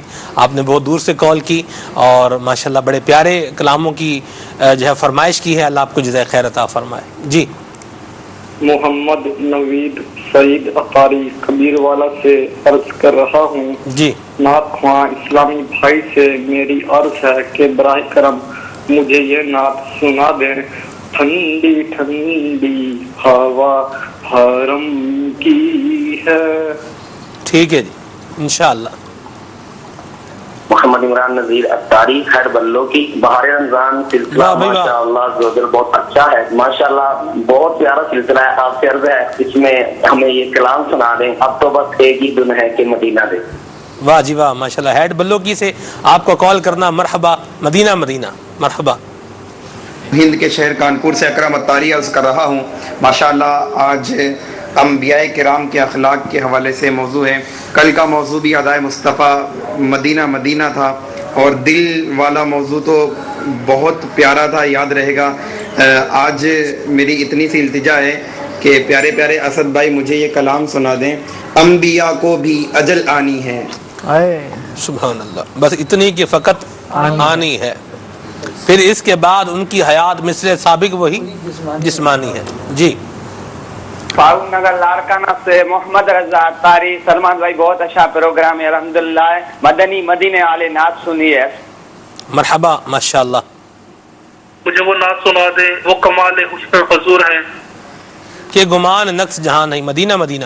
جی بھائی جان میری گزارش ہے کہ مجھے ایک کلام سنا دیجئے. لکھ رہا ہوں نعت سرور سبز گنبد دیکھ کر. ماشاءاللہ آپ کے بہت سارے میسیجز بھی ہیں. ہمارے استاد مبشر مدنی صاحب ہیں، ان کا میسیج بھی ہے. کلام سننا ہے، راتیں بھی مدینے کی، باتیں بھی مدینے کی، اور فرما رہے ہیں کہ یہاں سحری کا وقت ختم ہو چکا ہے. ٹھیک ہے حضور، آپ کے یہاں تو سحری کا وقت ختم ہو چکا ہے، ہمارے ہاں تو ابھی باقی ہے اور کئی عاشقان رسول نے ابھی سحری کرنی بھی ہوگی. باب المدینہ میں کر بھی رہے ہوں گے. اللہ آپ کو بھی جزائے خیر عطا فرمائے. میسیجز جو ہیں یہ کافی سارے ہیں اور اس میں کچھ شکوے بھی ہیں، کچھ شکایتیں بھی ہیں. مرحبا بالکل جی، آپ ضرور شکوے بھی کیجئے، شکایتیں بھی کیجئے. ہم آپ کی شکووں کو، آپ کی شکایتوں کو نوٹ بھی کریں گے اور ممکنہ صورت میں انشاءاللہ ان کا ازالہ بھی کریں گے. یہ ہیں جی کلام سننا ہے ہم نے. کون سا کلام سننا ہے جی؟ تو شاہ خوباں تو جانے جانا. کیا بات ہے. یہ کہہ رہے ہیں کہ جی ایک نعت سنا دیں. خراب حال کیا دل کو پرملال کیا. سبحان اللہ، کیا پیارے کلام کی فرمائش کی ہے جی آپ نے. کمال حسن حضور ہے. کلام سننا ہے. احتشام بھائی ہیں لاہور سے. یہ ہیں جی فہد اویس بھائی ہیں سردار آباد فیصل آباد سے. بہت شکریہ آپ کے میسیج کے لیے. محمد دل نواز بھائی ہیں، بہت شکریہ آپ کے میسیج کے لیے. یہ ہیں جی نام ان کا مینشن نہیں ہے، بہرحال بہت شکریہ آپ کے میسیج کے لیے. علی حبیب بھائی ہیں، بہت شکریہ آپ کے میسیج کے لیے. محمد رضوان بھائی ہیں، بہت شکریہ آپ کے میسیج کے لیے. یہ ہیں جی کیا نام ہے ان کا؟ نام سید محمد حسان عباس اتاری قادری. ٹھیک ہے جی، ان کے بھی اپریسیشن کا میسیج ہے. بہت شکریہ، اللہ آپ کو جزائے خیر عطا فرمائے. کچھ کلام شامل کیجئے اشفاق بھائی، اسد بھائی، دونوں مل کے. صلوا علی الحبیب صلی اللہ تعالی علی محمد.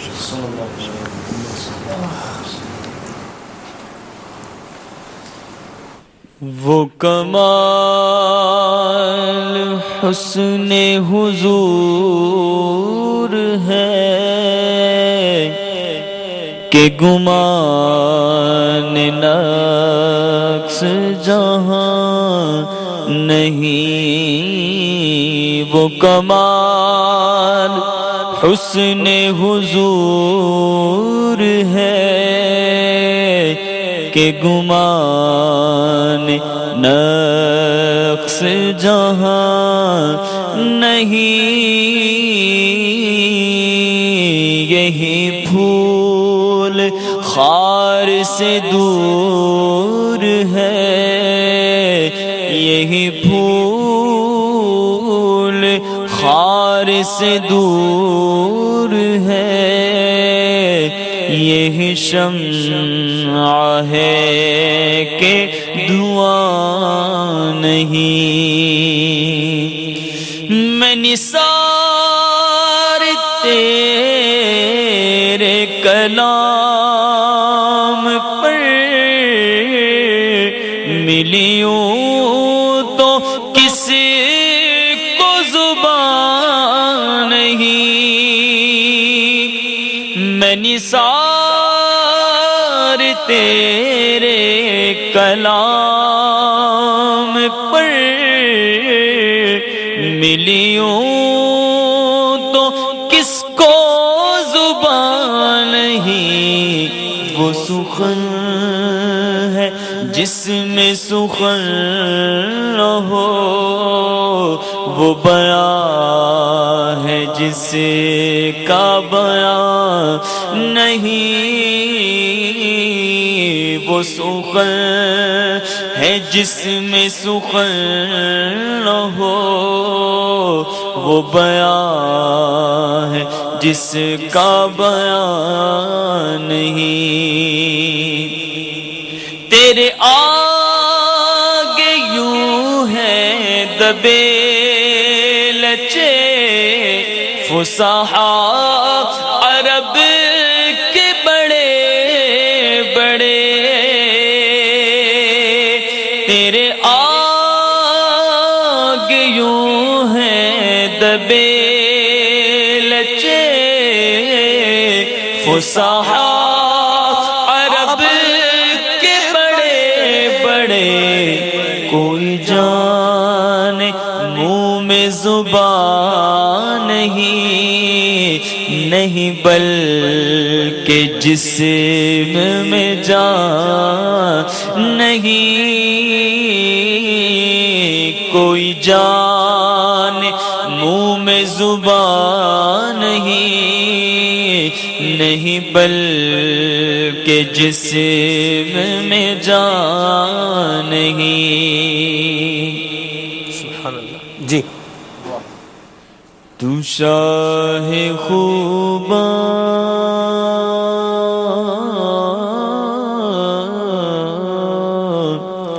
تو شاہ خوباں تو جان جانا، تو شاہ خوباں تو جان جانا ہے، چہرہ ام الکتاب تیرا نہ بن سکی ہے، نہ بن سکے گا، نہ بن سکی ہے، نہ بن سکے گا، مثال تیری جواب تیرا،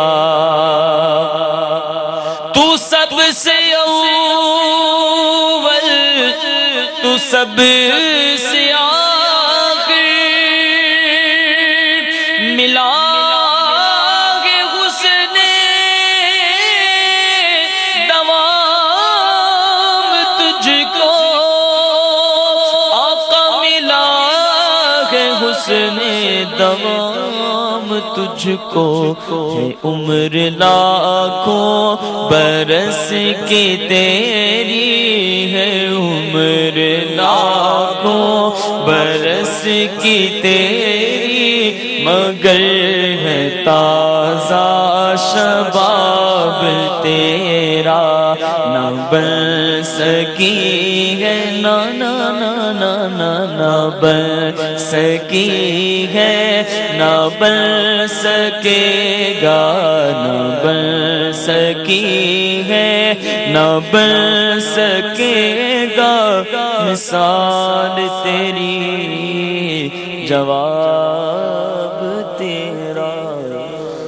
سبحان اللہ، سبحان اللہ۔ انبیاء کرام علیہ السلام کے اخلاق کا ذکر خیر ہو رہا ہے۔ اللہ تبارک و تعالی ہمیں بھی انبیاء کرام علیہ السلام کے مبارک اخلاق، ان کے مبارک اوصاف میں سے حصہ عطا فرمائے۔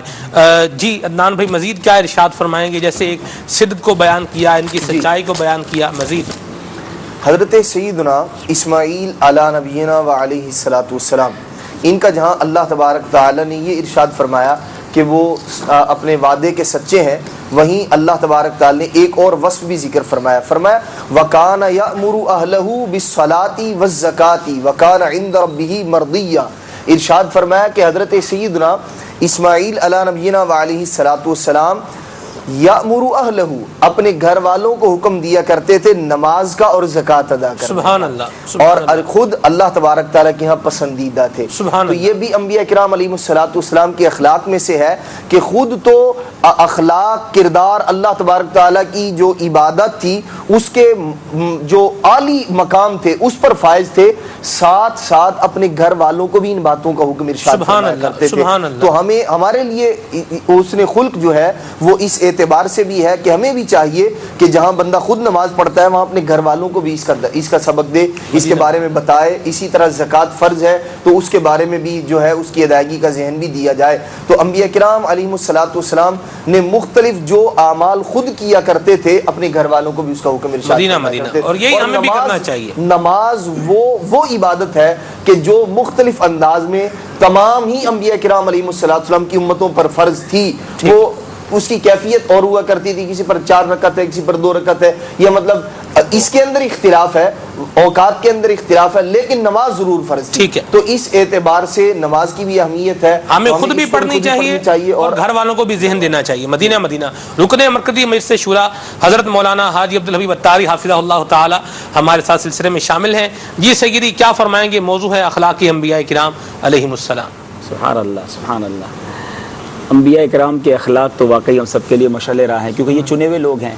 اور کسی بھی نبی علیہ الصلوۃ والسلام کو ایک بڑی خوبصورت بات کتاب میں پڑھی تھی کہ اللہ تبارک و تعالی نے جس سے جیسا دین کا کام لینا تھا جی اس کو ایسا حسن اور ایسا بے عیب بنایا. سبحان اللہ. انبیاء جتنے بھی گزرے سب ہی بے عیب تھے, کیونکہ اگر کسی میں عیب ہو تو لوگ اس کی طرف رجوع نہیں کریں گے. اور اخلاق اگر کسی کے خراب ہیں تو میں سمجھتا ہوں باقی سارے عیب ایک طرف. صحیح. اخلاق جس کے برے ہیں اس سے بڑا عیب کوئی بھی نہیں ہے. صحیح. آپ کتنی خوبصورت کیوں نہ ہوں, آپ کتنے ہی جناب پیسے والے کیوں نہ ہوں, آپ کی گفتگو یا آپ کے بیان یا آپ کی عقل کے چرچے کیوں نہ ہوں, لیکن اگر آپ کے اخلاق اچھے نہیں ہیں تو ساری دنیا میں آپ کہیں بھی ترقی نہیں کر سکتے. تو انبیاء کرام علیہ السلام جتنے بھی گزرے, ایک اگر یوں کہا جائے کہ سب سے زیادہ کامن چیز سارے انبیاء میں کیا رہی, تو یقیناً یہ وہ چیز رہی کہ وہ اخلاق کریمہ کے ایک اعلیٰ مرتبے پر لوگوں کے لیے, لوگوں کا رجوع اسی لیے تھا. اور اگر اس بات کو پڑھیں, اگر غور کریں کہ جس سے جتنا بڑا دین کا کام لینا تھا اس کو ویسا بے عیب بنایا, تو نبی پاک علیہ الصلوۃ والسلام سے سب سے بڑا کام اللہ نے ایسا بنایا جیسا کسی کو نہ بنایا. خام آئے قدرت کا حسن دستکاری واہ واہ, کیا ہی تصویر اپنے پیارے کی سنواری واہ واہ. سبحان اللہ.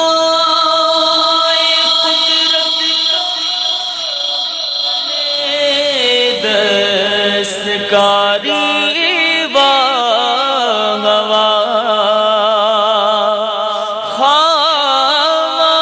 قدرت کا حسن دستکاری واہ واہ, کیا ہی تصویر اپنے پیارے کی سواری. اگر اس ٹاپک کو دیکھیں نا کہ جس سے جتنا کام لینا تھا ویسا اس کو بے عیب حسن والا لوگوں کے لیے مرجع بنایا, یہ تو انبیاء کی بات ہو گئی. اچھا اولیاء کرام کی اگر ذکر دیکھیں تو اولیاء کرام کے چہروں پر بھی ایسا نور عطا فرمایا کہ غیر مسلم دیکھتے تھے تو کلمہ پڑھ کر مسلمان. اچھا آج کے دور میں دیکھیں جی, اللہ تبارک و تعالیٰ نے امیر اہل سنت کے چہرے پر جو کشش عطا فرمائی ہے, جو بھی دیکھتا ہے, وہ ہم پنجابی میں ایک منقبت پڑھتے ہیں نا, جڑا تکدا ایک واری وہ تکدا ہی جاندا ہے. اللہ تبارک و تعالیٰ اپنے نیک بندوں کو ایک ایسا عجیب کشش عطا فرماتا ہے جس کی برکت سے لوگوں کا رجوع ان کی طرف بڑھ جاتا ہے. تو اخلاق یہ تو یوں سمجھ لیجئے کہ دل میں داخل ہونے کی چابی ہے. اگر آپ ہر دل عزیز بننا چاہتے ہیں, کل ہی ہم نے بلکہ ایک روایت سنی تھی نا کہ بلکہ ہم نے مدنی آزمائش میں سوال کیا تھا کہ پیسوں سے لوگوں کا دل خوش نہیں کیا جا سکتا, اخلاق سے لوگوں کے دل خوش کیا. مدینہ اللہ ہم سب کو نصیب فرمائے. سبحان اللہ. اللہ ہمیں بھی ہمارے اخلاق کو, ہمارے کردار کو بھی ستھرا فرمائے. بڑا پیارا مدنی گلدستہ ایک سلسلے میں ہم شامل کرتے ہیں ایک واقعہ حدیث سے. آئیے اس مدنی گلدستے کی طرف. آج کا جو واقعہ ہے نا سلمان جی, کمال واقعہ ہے. اچھا, یعنی واقعات ہو چکے ہیں جی تو ہم بیان کرتے ہیں, یہ واقعہ ہونا ہے. سبحان اللہ. لیکن غیب بتانے والے نبی نے صلی اللہ تعالی علیہ وسلم نے ایک واقعہ بتایا، یقین کریں میں پڑھ رہا تھا کون سی کتاب کا حضور یہ؟ بخاری شریف کا واقعہ۔ اللہ اللہ، آپ تو بخاری کے واقعات بیان کرتے ہی جا رہے ہیں ماشاءاللہ۔ بخاری شریف سے حدیث کا واقعہ اور جو ہونا ہے، یعنی یہ کیسی غیب کی خبر ہے، اس سے بڑی اور کیا بات ہوگی کہ نبی پاک فرما رہے کیا ہوگا، وہ بیان سنیں گے ایمان تازہ ہو جائے گا۔ سبحان اللہ۔ آئیے بڑھتے ہیں سیگمنٹ کی طرف، صلوا علی الحبیب صلی اللہ تعالی علی محمد صلی اللہ علیہ وسلم۔ رمضان مرحبا رمضان مرحبا رمضان مرحبا رمضان مرحبا رمضان مرحبا رمضان مرحبا۔ صلوا علی الحبیب صلی اللہ تعالی علی محمد صلی اللہ علیہ وسلم۔ میٹھے میٹھے اسلامی بھائیوں اور مدنی چینل کے ناظرین، کیا بات ہے میرے آقا علیہ الصلوۃ والسلام کی، کیا بات ہے ان کے علم کی اور ان کے مبارک فرامین کی۔ نبی پاک علیہ الصلوۃ والسلام کا ویسے تو ہر لفظ موتی کی مانند ہے، بلکہ کہنے دیجئے موتی کی مثال جچتی نہیں ہے۔ نبی پاک کے الفاظ کی کیا بات ہے، اللہ تبارک و تعالیٰ نے وہ کلام عطا کیا۔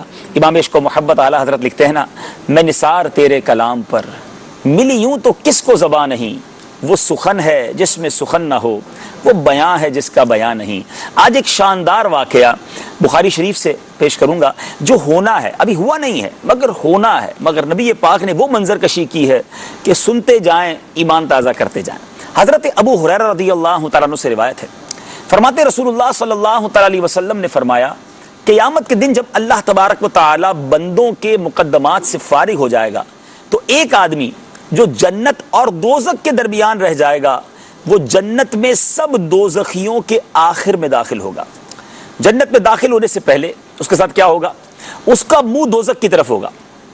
وہ عرض کرے گا، اے میرے پروردگار، میرا منہ دوزخ سے پھیر دے کیونکہ اس کی بدبو نے مجھے مار دیا ہے اور اس کے شعلوں نے مجھے جھلسا دیا ہے۔ اللہ تعالیٰ فرمائے گا، اگر تیرے ساتھ یہ احسان کر دیا جائے پھر کچھ اور تو نہیں مانگے گا؟ بندہ عرض کرتا ہے، مالک تیری عزت و جلال کی قسم میں کچھ اور نہیں مانگوں گا۔ اللہ تبارک و تعالیٰ کے حکم سے اس کا چہرہ دوزخ سے ہٹا دیا جائے گا۔ پھر جب وہ جنت کی طرف منہ کرے گا تو جنت کی شادابی، جنت کی رعنائیوں کو جب وہ دیکھے گا، تر و تازگی کو دیکھے گا تو عرض کرے گا، اے میرے پروردگار، مجھے جنت سے تھوڑا قریب کر دے۔ اللہ تعالیٰ فرمائے گا، کیا تو نے اس کا وعدہ نہیں کیا تھا کہ اب کچھ اور نہیں مانگے گا، اب اس کے علاوہ کچھ اور سوال نہیں کرے گا؟ وہ عرض کرے گا، میرے پروردگار، میں تیری مخلوق میں سب سے زیادہ بدنصیب نہیں ہونا چاہتا۔ اللہ تعالیٰ فرمائے گا، ہو سکتا ہے تجھے یہ بھی مل جائے، پھر کوئی سوال تو نہیں کرے گا۔ حدیث کا مضمون عرض کر رہا ہوں۔ وہ عرض کرے گا، یا اللہ، مجھے تیری عزت کی قسم اس کے بعد میں نے کوئی اور سوال نہیں کرنا۔ اللہ تعالیٰ اس کو جنت کے قریب کر دے گا۔ اب وہ جنت کے دروازے کے قریب پہنچ جائے گا اور جنت کی شگفتگی، اس کی لذت، اس کی تازگی کو محسوس کرے گا تو وہ خاموش رہے گا جب تک اللہ تعالیٰ چاہے۔ پھر وہ کہے گا، یا ربی ادخلنی الجنہ، اے میرے پروردگار مجھے جنت میں داخل کر دے۔ اللہ تعالیٰ فرمائے گا، اے ابن آدم، افسوس تو کس قدر وعدہ توڑنے والا ہے، کیا تو نے یہ وعدہ نہیں کیا تھا کہ جو کچھ تجھے مل چکا ہے اور کہ اس سے زیادہ تو نہیں مانگے گا؟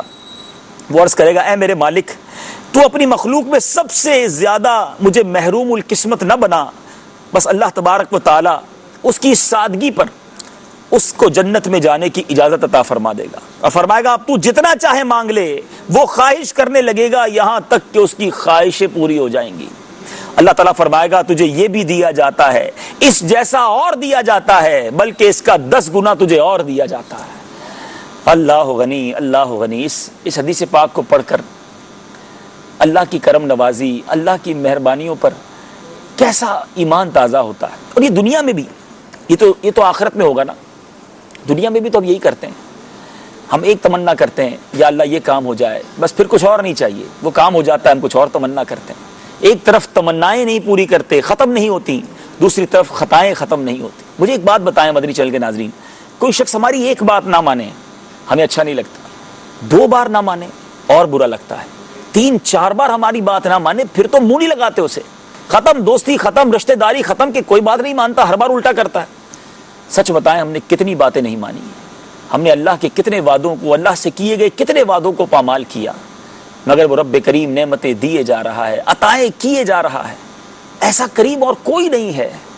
وہ رحمان الدنیا والآخرہ ہے، وہ دنیا میں بھی رحیم ہے اور آخرت میں بھی ہمارے ساتھ رحم والا معاملہ فرمائے گا۔ آپ ذرا دیکھیں نا کہ دوزخ کے دروازے پر کھڑا شخص ہے، جو مانگتا گیا رب عطا فرماتا گیا، اور پھر جنت میں اس کی خواہشات سے بھی کئی گنا اسے عطا فرمائے گا۔ ایسا کریم مولا ہو اور اس کی نافرمانی کی جائے، اس کو ناراض کیا جائے، بلکہ اس سے دوستی کرنی چاہیے، اس کی فرما برداری کرنی چاہیے، اس سے سچی محبت کرنی چاہیے، بلکہ سب سے زیادہ اسی سے محبت کرنی چاہیے، اس کے فیصلوں پر اطمینان ہونا چاہیے۔ جب میں یہ یقین رکھتا ہوں کہ میرے ماں باپ میرے لیے برا نہیں سوچ سکتے، تو میرا رب میرے لیے کیسے غلط سوچے گا، کیسے میرے لیے غلط فیصلہ فرمائے گا؟ وہ قریب ہے، اس کے فیصلے میرے حق میں بہتر ہیں، اس کے فیصلے جو ہیں وہ مجھے قبول ہیں، وہ میرا مالک ہے۔ اللہ سے سچی محبت کیجیے، اللہ کے فیصلوں پر اطمینان رکھیے۔ ایک میرے بیچ اسلامی بھائی ارشاد باری تعالیٰ ہے قرآن پاک کی 3 پارے سورہ بقرہ میں، اللہ تبارک و تعالیٰ ارشاد فرماتا ہے جو ایک نیکی لائے تو اس کے لیے ایک جیسی 10 ہیں، اور جو برائی لائے تو اسے بدلہ نہ ملے گا مگر اس کے برابر، اور ان پر ظلم نہیں ہوگا۔ تو اے میرے بیچ اسلامی بھائیوں، اللہ تبارک و تعالیٰ ایک گناہ کے بدلے تو ایک ہی یوں سمجھیے برائی لکھتا ہے، یا اس کے فرشتے لکھتے ہیں، مگر ایک نیکی کرے تو 10 نیکیوں کا ثواب ملتا ہے۔ تو کیوں نہ ہم رب عز و جل سے سچی محبت کر کے عبادتوں کی طرف اپنا شوق بڑھائیں۔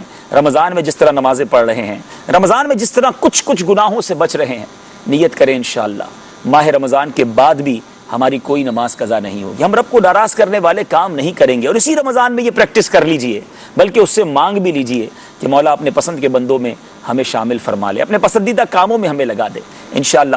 بخاری شریف ہی کا کل ایک اور واقعہ لے کر حاضر ہوں گے، ایک اور حدیث سنیں گے، ایک اور واقعہ سنیں گے۔ صلوا علی الحبیب صلی اللہ تعالی علی محمد صلی اللہ علیہ وسلم۔ رمضان مرحبا، رمضان مرحبا، رمضان مرحبا، رمضان مرحبا، رمضان مرحبا، رمضان مرحبا۔ سبحان اللہ سبحان اللہ۔ رکن مرکزی مجلس شورا ماشاءاللہ ہمیں واقعات بھی سنا رہے ہیں، نصیحت بھی کر رہے ہیں، اور اصح الکتب بعد کتاب اللہ بخاری شریف کی روایات اور واقعات ماشاءاللہ ہمیں سنا رہے ہیں۔ اللہ تعالی ہم سب کو ان کو سن کر، ان کو سمجھ کر، ان پر عمل کرنے کی بھی توفیق کے رفیق مرحمت فرمائے، اور جن واقعات سے جو سبق ہمیں ملتا ہے اللہ ہمیں اس پر بھی عمل کی توفیق عطا فرمائے۔ اخلاق انبیاء کرام علیہ السلام کا ذکر خیر ہو رہا ہے۔ یوسف بھائی کے پاس بھی کچھ مدنی پھول ہیں۔ جی یوسف بھائی۔ سلمان بھائی، اخلاق کے انبیاء علیہ السلام یا عادت انبیاء علیہ السلام میں سے ایک یہ بھی ہے کہ آپ علیہ السلام خوشبو کا استعمال فرمایا کرتے، خوشبو کو بڑا پسند فرمایا کرتے، اور خود میرے آقا علیہ السلام کے بارے میں آتا کہ آپ تو بہت زیادہ خوشبو کا استعمال فرماتے، اور اعلیٰ اور عمدہ قسم کی خوشبو استعمال فرماتے، یہاں تک کہ آپ اپنے سر اقدس پر مشک اپنے بالوں پر اور اپنی داڑھی مبارک پر بھی لگایا کرتے۔ حضرت سیدتنا عائشہ صدیقہ رضی اللہ تعالی عنہ فرماتی ہیں کہ میرے آقا علیہ السلام نہایت عمدہ خوشبو استعمال فرماتے، یہاں تک کہ اس کی چمک نبی پاک صلی اللہ تعالی علیہ وسلم کے سر مبارک اور داڑھی شریف میں پائی جاتی۔ سبحان اللہ۔ احادیث مبارکہ کا بیان، حضور علیہ السلام کی مبارک عادات کا بیان بھی سن رہے ہیں، اور امیر سنت کی زیارت بھی کر رہے ہیں ماشاءاللہ۔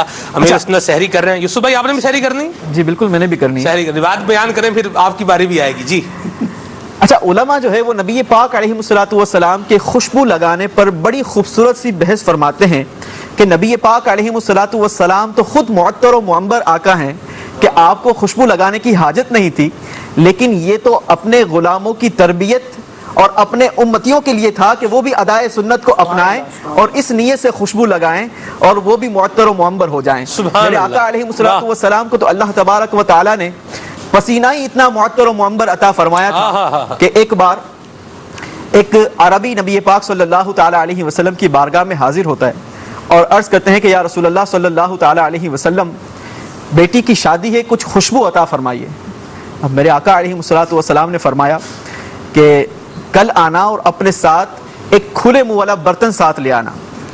دوسرے دن وہ عربی پھر نبی پاک صلی اللہ علیہ وسلم کی بارگاہ میں حاضر ہوتے ہیں اور ایک کھلے منہ والی شیشی نبی پاک صلی اللہ تعالی علیہ وسلم کی بارگاہ میں پیش کرتے ہیں۔ میرے آقا علیہ السلام اپنے دونوں مبارک ہاتھوں سے پسینہ اس شیشی میں ٹپکاتے ہیں اور وہ شیشی جو ہے وہ اس عربی کو پھر دی جاتی ہے کہ یہ اپنی بیٹی کو دے دیجیے گا۔ جب ان کی بیٹی اس خوشبو کو، اس پسینے کو استعمال کرتی ہے تو روایتوں میں ملتا ہے کہ ان کا گھر اتنا معطر ہو گیا کہ بیت المطیبین کے نام سے مدینہ مبارکہ میں مشہور ہو گیا۔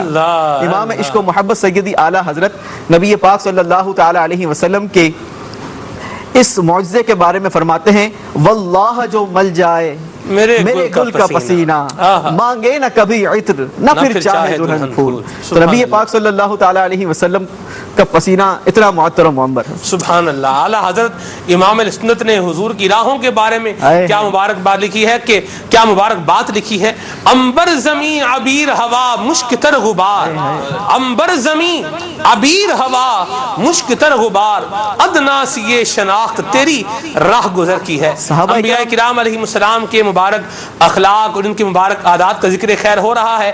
کل انشاءاللہ ہم سلسلے کا موضوع رکھیں گے شفاعت مصطفیٰ، پیارے آقا صلی اللہ تعالی علیہ وآلہ وسلم کا شفاعت فرمانا، اپنے غلاموں کو اپنے سینے سے لگانا، انہیں جہنم سے نکال کر صبح جنت لے جانا، اور پھر پیارے مصطفیٰ کریم صلی اللہ تعالی علیہ وآلہ وسلم کا جو میدان محشر میں ایک انداز ہوگا انشاءاللہ اس پر ہمارے مبلغین دعوت اسلامی مدنی پھول عطا فرمائیں گے۔ آپ نے بھی سلسلے میں شامل رہنا ہے انشاءاللہ۔ حضور کی محبت میں بھی اضافہ ہوگا، اور ماہ رمضان کی ان مبارک ساعتوں کے اندر ہمیں آقا کریم صلی اللہ تعالی علیہ وآلہ وسلم کی مبارک سنتوں پر عمل کرنے کا جذبہ بھی ملے گا۔ یوسف بھائی آپ صبح دسترخوان تشریف لے جائیں، امیر سنت بھی سحری کر رہے ہیں ماشاءاللہ، مدنی چینل کے ناظرین دیکھ رہے ہیں۔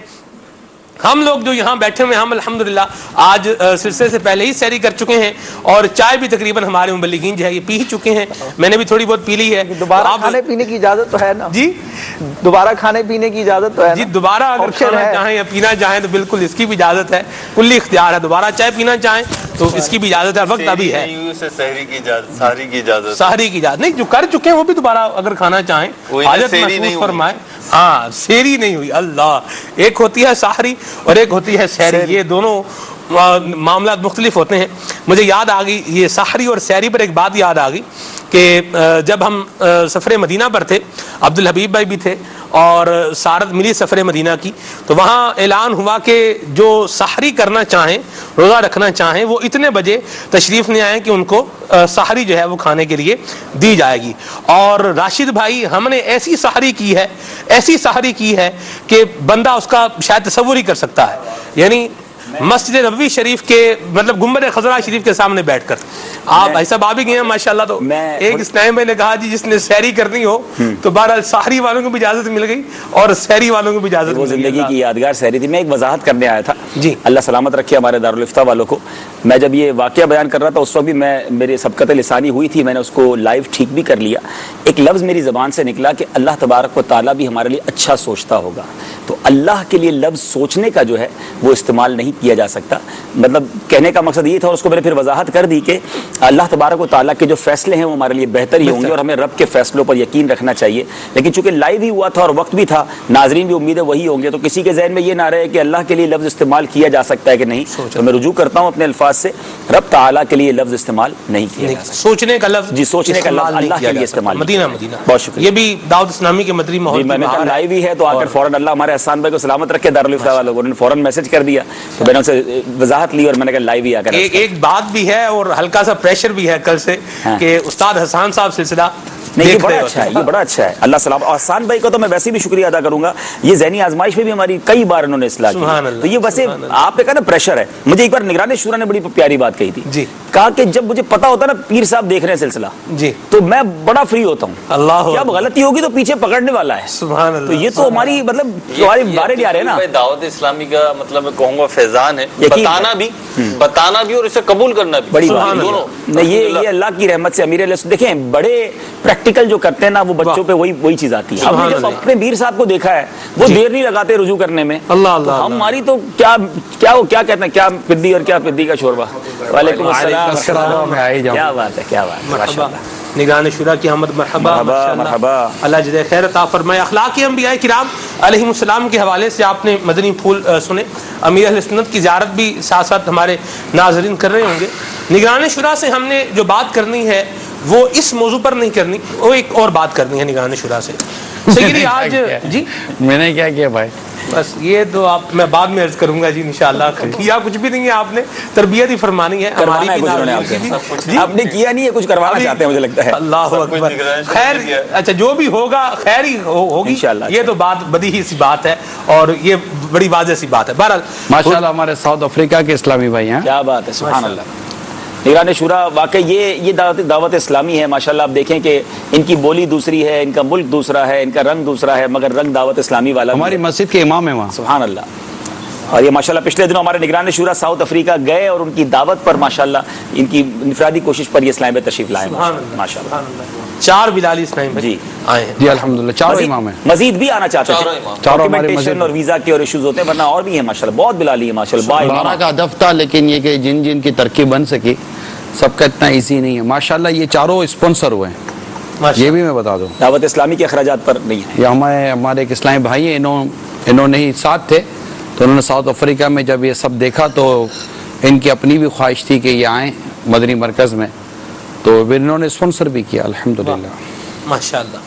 حضور آج ایک مسئلہ جو مولانا عمران آجی, ان کے ساتھ مولانا عمران بیٹھے جو مدنی چینل پہ ہماری انگریزی نشریات میں ہوتے ہیں, بیان کرتے ہیں, بہت خوبصورت بات کرتے ہیں. سلسلے میں لائیں گے ان کو میں انشاءاللہ میں نیت کرتا ہوں, بلکہ ان کو روزانہ سحری کرا کے ان کو یہیں بٹھا دو. کیا بات ہے, مدینے کی صبح کی نشریات میں بٹھایا جا سکتا ہے, جس میں ان کے انگلش والے ہوتے ہوں. ہاں انگلش والے تو ابھی ہوں گے, صبح والے میں بھی ہوں گے ان کی, لیکن سحری ہو جائے گی ان کی. چلے دیکھ لیتے ہیں جی. آپ کو میں بار بار روک رہا ہوں, ٹوک رہا ہوں, معاف کر دیجیے گا. جی جی نہیں کوئی بات نہیں, ابھی ان کی باری ہے, معافی والی کون سی بات ہے. اللہ جزائے خیر عطا فرمائے. آج کل حضور ایک ایشو بڑا جو پرابلم کریٹ کر رہا ہے وہ یہ ہے, خاندانوں کر رہا ہے پرابلم. جی آپ کو پرابلم کر رہا ہے. نہیں مجھے پرابلم نہیں کر رہا, میری تو موج لگی ہوئی ہے, مدنی مرکز میں ہوں, سحری بھی مل رہی ہے, افطاری بھی مل رہی ہے, ہمیں کیا پرابلم ہے. عام طور پر معاشرے کے اندر ایک چیز جو ہے جو بڑی پرابلم اور مسائل کا باعث بن رہی ہے وہ ہے روزی رزق. سمجھ نہیں آتی کیا کریں, پورا نہیں ہوتا, کدھر جا رہا ہے, کہاں سے آ رہا ہے, تو آنے کا بھی پتہ نہیں چل رہا, جانے کا بھی پتہ نہیں چل رہا, کوئی سمجھ نہیں آتی کیا فرمایا. تو کہتے ہیں کہ آ ہی نہیں رہا, یہ بھی ہیں. کون کہہ رہا ہے, کس کو آنے کا پتہ نہیں چل رہا, جانے کا پتہ نہیں چل رہا. یعنی مال جی روزی کماتے ہیں نا جی, رزق کماتے ہیں, مزدوری کرتے ہیں. کون ہے مجھے معاشرے میں ہیں ایسے افراد, آپ سے کتنے ملے ہیں ایسے بے شمار. میں عرض کروں جی, میں عرض کروں, آج تک میں نے جملہ ایک ہی سنا ہے جی, آج تک ایک ہی جملہ سنا ہے کہ جی بس دال روٹی چل رہی ہے, گزارا ہی ہو رہا ہے. یعنی جس کو دیکھیں وہ دال روٹی, حالانکہ اس بندے نے شاید پورے ہفتے میں دال نہیں کھائی ہوگی, جو کہہ رہا ہوتا جی میں نے دال روٹی, وہ جو کہہ رہا ہوتا اللہ کا شکر ہے, وہ بھی بس اللہ کا شکر. دیکھیں میں آپ کو عرض کرتا ہوں, یہ ایک محاورہ ہے, دال روٹی چل رہی ہے, میں یہ سمجھ رہا ہوں. اصل ہے یہ کہ اس بات میں تو دیکھیں کوئی شک شبے کی گنجائش نہیں ہے نا کہ معاشرے میں آمدنی کم اور اخراجات زیادہ ہیں. جن کی آمدنیاں زیادہ ہیں انہوں نے بھی اپنے اخراجات بڑھائے ہوئے ہیں, لیکن دنیا کی میجورٹی وہ ہے جن کی آمدنیاں کم ہیں, کیونکہ وہ نوکر پیشہ لوگ ہوتے ہیں, ان کے اخراجات زیادہ ہیں. اور اخراجات زیادہ تو دنیا میں بہت ساری جگہیں مہنگی ہیں, بہت سارے شہر مہنگے ہیں, بہت ساری چیزوں کے اخراجات زیادہ ہوتی ہیں. جنہوں نے سحری کرنی ہے وہ بلا تعمل آپ سحری کی طرف تشریف لے جائیں. ہم ہیں انشاءاللہ, ہم سحری کر آئیں. سلمان بھائی بھی سحری, مجھے تو آپ نے سحری کرتے دیکھا بھی ہوگا نا. جی ہاں, میں نے آج بالکل دیکھا, رچ کر دیکھا ہوا ہے آپ کو. بڑی مہربانی جناب. ہاں تو یہ چیزیں ہیں, تو اس میں لوگ کما رہے ہیں, ان کو پتہ چل رہا ہے کہ ہم کما رہے ہیں, جا رہا ہے یہ بھی پتہ چل رہا ہے جا رہا ہے. ایسا نہیں پتہ چل رہا نا, لگتے ہیں 1000 کا نوٹ کیسے لگتا ہے حضور, پتہ ہی نہیں چلتا. آپ دیکھیں ایک بندہ جو بیچارہ نہیں کراتے ہیں, ہاں جی کھلا ویسے کھلواتے نہیں نا کہ مہنگائی بڑھ گئی ہے, لوگوں کی آمدنیاں اخراجات یعنی مہنگائی کے مقابلے میں, چیزوں کے مقابلے لوگوں کی آمدنیاں کم ہیں, اس وجہ سے یہ پریشان ہیں. ہم ان کی پریشانی کے لیے ان کے لیے دعا کریں, اللہ تعالیٰ ان کی پریشانی دور فرمائے, اللہ تعالیٰ ان کے لیے آسانی عطا فرمائے. بات درست ہے آپ کی. یہاں پہ یہ کہتے ہیں بیچارے کہ دعا کر کر کے تھک گئے, معاذ اللہ. دیکھیں جو کہتا ہے کہ میں دعا کر کے تھک گیا نا, وہ نادان ہے. دعا کر کے کبھی تھکنا نہیں چاہیے. اللہ تعالیٰ دینے والا, دعا ہر حال میں قبول ہوتی ہے. بعض جملے و محاورے ایسے ہیں کہ جو اتنے مناسب نہیں ہے, بہتر نہیں ہے, نہیں بولنے چاہیے. دعا کر کے کوئی تھکتا ہے, اللہ سے مانگ کر کون تھکے گا. دعا کا سنی نہیں مطلب جاتی، پوری نہیں ہو رہی، جو مانگ رہے ہیں وہ مل نہیں رہا، کوئی سمجھ نہیں آتی. آپ کو کیوں ایسے سب لوگ ملتے ہیں؟ نہیں سب لوگ ایسے نہیں ملتے بھائی صاحب، یہ جو ہیں وہ وہی ہیں. آپ یا تو آپ بولیں کہ ایسے ہیں ہی نہیں. دیکھیں دعا جو ہے نا، دعا 3 حالتوں سے تو خالی نہیں ہے جس کا ہم بیان کرتے رہتے ہیں. جو مانگا وہ مل جاتا ہے، ٹھیک، اس دعا کی برکت سے بلا دور ہو جاتی ہے. جی. یا یہ دعا جو قبول نہیں کی جا رہی جو آپ مانگ رہے ہیں، اس کا ثواب قیامت کے دن کے لیے رکھا جاتا ہے. تو دعا مانگنے والے کو اللہ تعالیٰ اپنی رحمت سے وہ ثواب عطا فرمائے گا. اس وقت پھر یہ تمنا کرے گا کہ دنیا میں میری کوئی دعا قبول نہ ہوئی ہوتی، تو اس کا ثواب ملے گا. دیکھیں دنیا مومن کے لیے قید خانہ ہے، کافر کے لیے جنت ہے. یہاں دقت پریشانیاں کس کو نہیں آئی؟ مجھے بڑے سے بڑا مالدار بتا دو جس کو دقت و پریشانی نہیں آتی. چھوٹے آدمی کو دقت و پریشانی اس کے لیول پر آتی ہے، بڑے آدمی کو دقت و پریشانی اس کے لیول پر آتی ہے. جو بڑے آدمی جو اس وقت اگر سرمایہ دار یا مالدار یا فیکٹری اونر یا مطلب بہت بڑے بزنس مین یا اس طرح کے بہت بڑے پروفیشنل لوگ اگر دیکھ رہے سن رہے ہوں گے، میں نہیں سمجھتا میری تائید نہیں کریں گے، کیونکہ ہمارا بھی تو دنیا میں آنا جانا رہتا ہے نا. ٹھیک ہے، آپ کو تو بہت سارے لوگ ملتے ہوں گے جو آپ کو اس طرح کی باتیں کرتے ہیں. تو بہت سارا جو طبقہ جیسے بڑے جس کو کہتے ہیں جس کے جیب میں 100 روپے ہیں اس کے یہ تو 100 روپے چوری ہوں گے، اور جس کے جیب میں کروڑ روپے لاکھ روپے اس کے جیسے لاکھ روپے چوری ہوگا. تو چھوٹے آدمی کی چھوٹی چوری ہوتی ہے، بڑے آدمی کی بڑی چوری ہو جاتی ہے. تو ایک آدمی جو خود ہی محدود اور مختصر ہے تو اس کے پاس جو پریشانی آتی ہے وہ اس کے لیول کے حساب سے آتی ہے بظاہر جو دنیاوی پریشانی. جو بڑا آدمی ہو تو اس کے بعد پریشانی سے کون بچا ہوا ہے؟ تو یعنی یہی بات ہوگی نا، سب پریشانی ہے. پھر بھائی جان سب پریشانی ان معنوں کا تو دیکھیں پریشانی تو ہے، پریشانیوں سے سمجھوتا کر لیں، اب ہاتھ پہ ہاتھ رکھ کے بیٹھ جائیں، کچھ کریں نا، بس ٹھیک ہے. ابھی جو ہے پریشانیاں ساری پریشان ہیں، میں بھی پریشان ہوں، تو کون سی بڑی بات ہے؟ گھر ہے. اب تو مجھے واقعی پریشان لگ رہے ہو ابھی تو یہ مجھے واقعی آج پریشان لگ رہا ہے. یہ تو سیری جلدی کر لیا تو مسئلہ سارا یہ ہو گیا. کوئی بات نہیں ہے سلمان، تو ہلکا ہاتھ رکھو. نہیں میں اللہ کی رحمت سے کیوں پریشان ہونا، اللہ خیر کرے. جی آپ کو زیادہ ترجمہ نہیں کر گئے ہو. نہیں ہے آپ یا تو آپ انکار کریں، ایسے لوگ ہیں نہیں معاشرے کے اندر. میں کہہ رہا ہوں کہ میں کوئی ایسی مخلوق تو نہیں ہوں نا کہ جو سلسلہ کر کے آسمان پہ چلا جاتا ہوں، آسمان سے آگے سلسلہ کر کے پھر زمین پہ جاتا ہوں. میں یہ کہہ رہا ہوں کہ پریشان طبقہ معاشرے میں ہے. جی میں یہ نہیں کہہ رہا پریشان طبقہ معاشرے میں نہیں ہے. کیا کرے وہ؟ اس پریشان کو تو کچھ بتائیں، وہ کیا کرے؟ ہاتھ پہ ہاتھ رکھ کے بیٹھا رہے، کیا کرے؟ بس یہی سوچتا رہے سارے پریشان. پریشان آدمی ہاتھ پہ ہاتھ رکھ کے بیٹھا کب ہے؟ سحری کا وقت پریشان آدمی اپنے پریشانی دور کرنے کی کوشش کرتا ہے. مگر میں ہر اس پریشان شخص کو جو اس پہ پریشان ہے، مدنی چینل پر ہے، وہ صرف اتنی سی بات میری یاد رکھ لے کہ پریشانی کا ایک وقت ہوتا ہے، اس وقت تک وہ پریشانی کا رہنا بسا اوقات یہ ایک قدرتی اور نیچرل ہوتا ہے. اس کے بعد وہ پریشانی جاتی ہے. جیسے بعض پریشانیاں پتہ کیسی ہوتی ہیں جی، کہ جیسے وہ آپ یوں سمجھے کہ آپ کی انگلی دروازے میں آ گئی جی اور اب وہ کالی ہو جاتی ہے، آپ نے دیکھا ہوگا. جی جی بالکل نشان کالی. اب اس کس دوا سے جائے گی؟ وہ نہیں جاتے، اس کے لیے کوئی دوا نہیں ہے، یہ اپنے وقت پر جائے گی. ناخن بڑھتا جائے گا. اچانک دیوار سے سر ٹکرا گیا، پریشان ہے نا آدمی. اچانک دیوار سے سر ٹکرا گیا. وہ اپنے باتوں کا دیکھا ہوگا کہ لوگ جا رہے ہوتے ہیں، جا رہے ہوتے اتنے پریشان ہوتے ہیں کہ وہ جو اپنے کیا کہتے ہیں جو شیشے بنے ہوتے ہیں نا، تو وہ شیشے پر وہ پٹیاں نہیں لگی ہوتی تھی، وہ ڈائریکٹ جا کے شیشے سے ٹکرا جاتے ہیں. تو اب وہ جس کا یہ بیچارے کا کالا ہو گیا، نشان پڑ گیا، وہ اپنی مرضی وہ اپنے وقت پر جاتا ہے. دیکھیں تکلیف دقت اور پریشانی کا ہونا اپنی جگہ پر ہے، لیکن میں آپ کی بات کو یہاں پر آ کر ختم کرنے کی کوشش کرتا ہوں کہ پریشانی جب مسلمان کو پہنچتی ہے تو اس کو اپنے اس پریشانی میں ثواب پر نظر رکھنی چاہیے، صبر کرنا چاہیے کہ اللہ تبارک و تعالی اس کی اس پریشانی کے بدلے میں اس کے گناہوں کو مٹاتا ہے. یہ پریشانیاں اس کے لیے کفارات سیئات بنتی ہیں اور اللہ تعالیٰ ان پریشانیوں کے ذریعے ان کے درجے بلند فرماتا ہے. اور بسا اوقات وہ پریشانیاں جو آپ کو آئی ہوئی ہوتی ہیں، ہمیں آئی ہوئی ہوتی ہیں، جب وہ پریشانیاں ختم ہو کر جو راحت کے دن آتے ہیں نا، تو بسا اوقات پتہ چلتا ان پریشانیوں میں ہمارے لیے راحت چھپی ہوئی تھی. اس پریشانیوں میں ہمارے لیے راحت چھپی ہوئی تھی. تو وہ راحت جو ہے نا، وہ پھر یاد پڑتا ہے کہ یہ چیزیں مدینہ. تو اللہ کریم ہم سب کو ہماری پریشانیوں پر صبر کرنے کی توفیق عطا فرمائے، ہمیں راضی بھی رضا رہنے کی توفیق عطا. واقعی پریشانیاں آتی ہیں، ایک سے ایک بیماریاں آتی ہیں، ایک سے ایک قرضے آتے ہیں، ایک سے ایک تکلیفیں آتی ہیں، گھریلو پریشانی آتی ہیں، بچوں کی پریشانی آتی ہیں، بچوں کی امی کی پریشانی آتی ہے، بچوں کی امی کو بچوں کے ابو کی پریشانی آتی ہیں، پیٹ خراب تو دماغ میں کچھ پرابلمات، بیماریاں، عجیب و غریب قسم کی لتیں پڑ جاتی ہیں.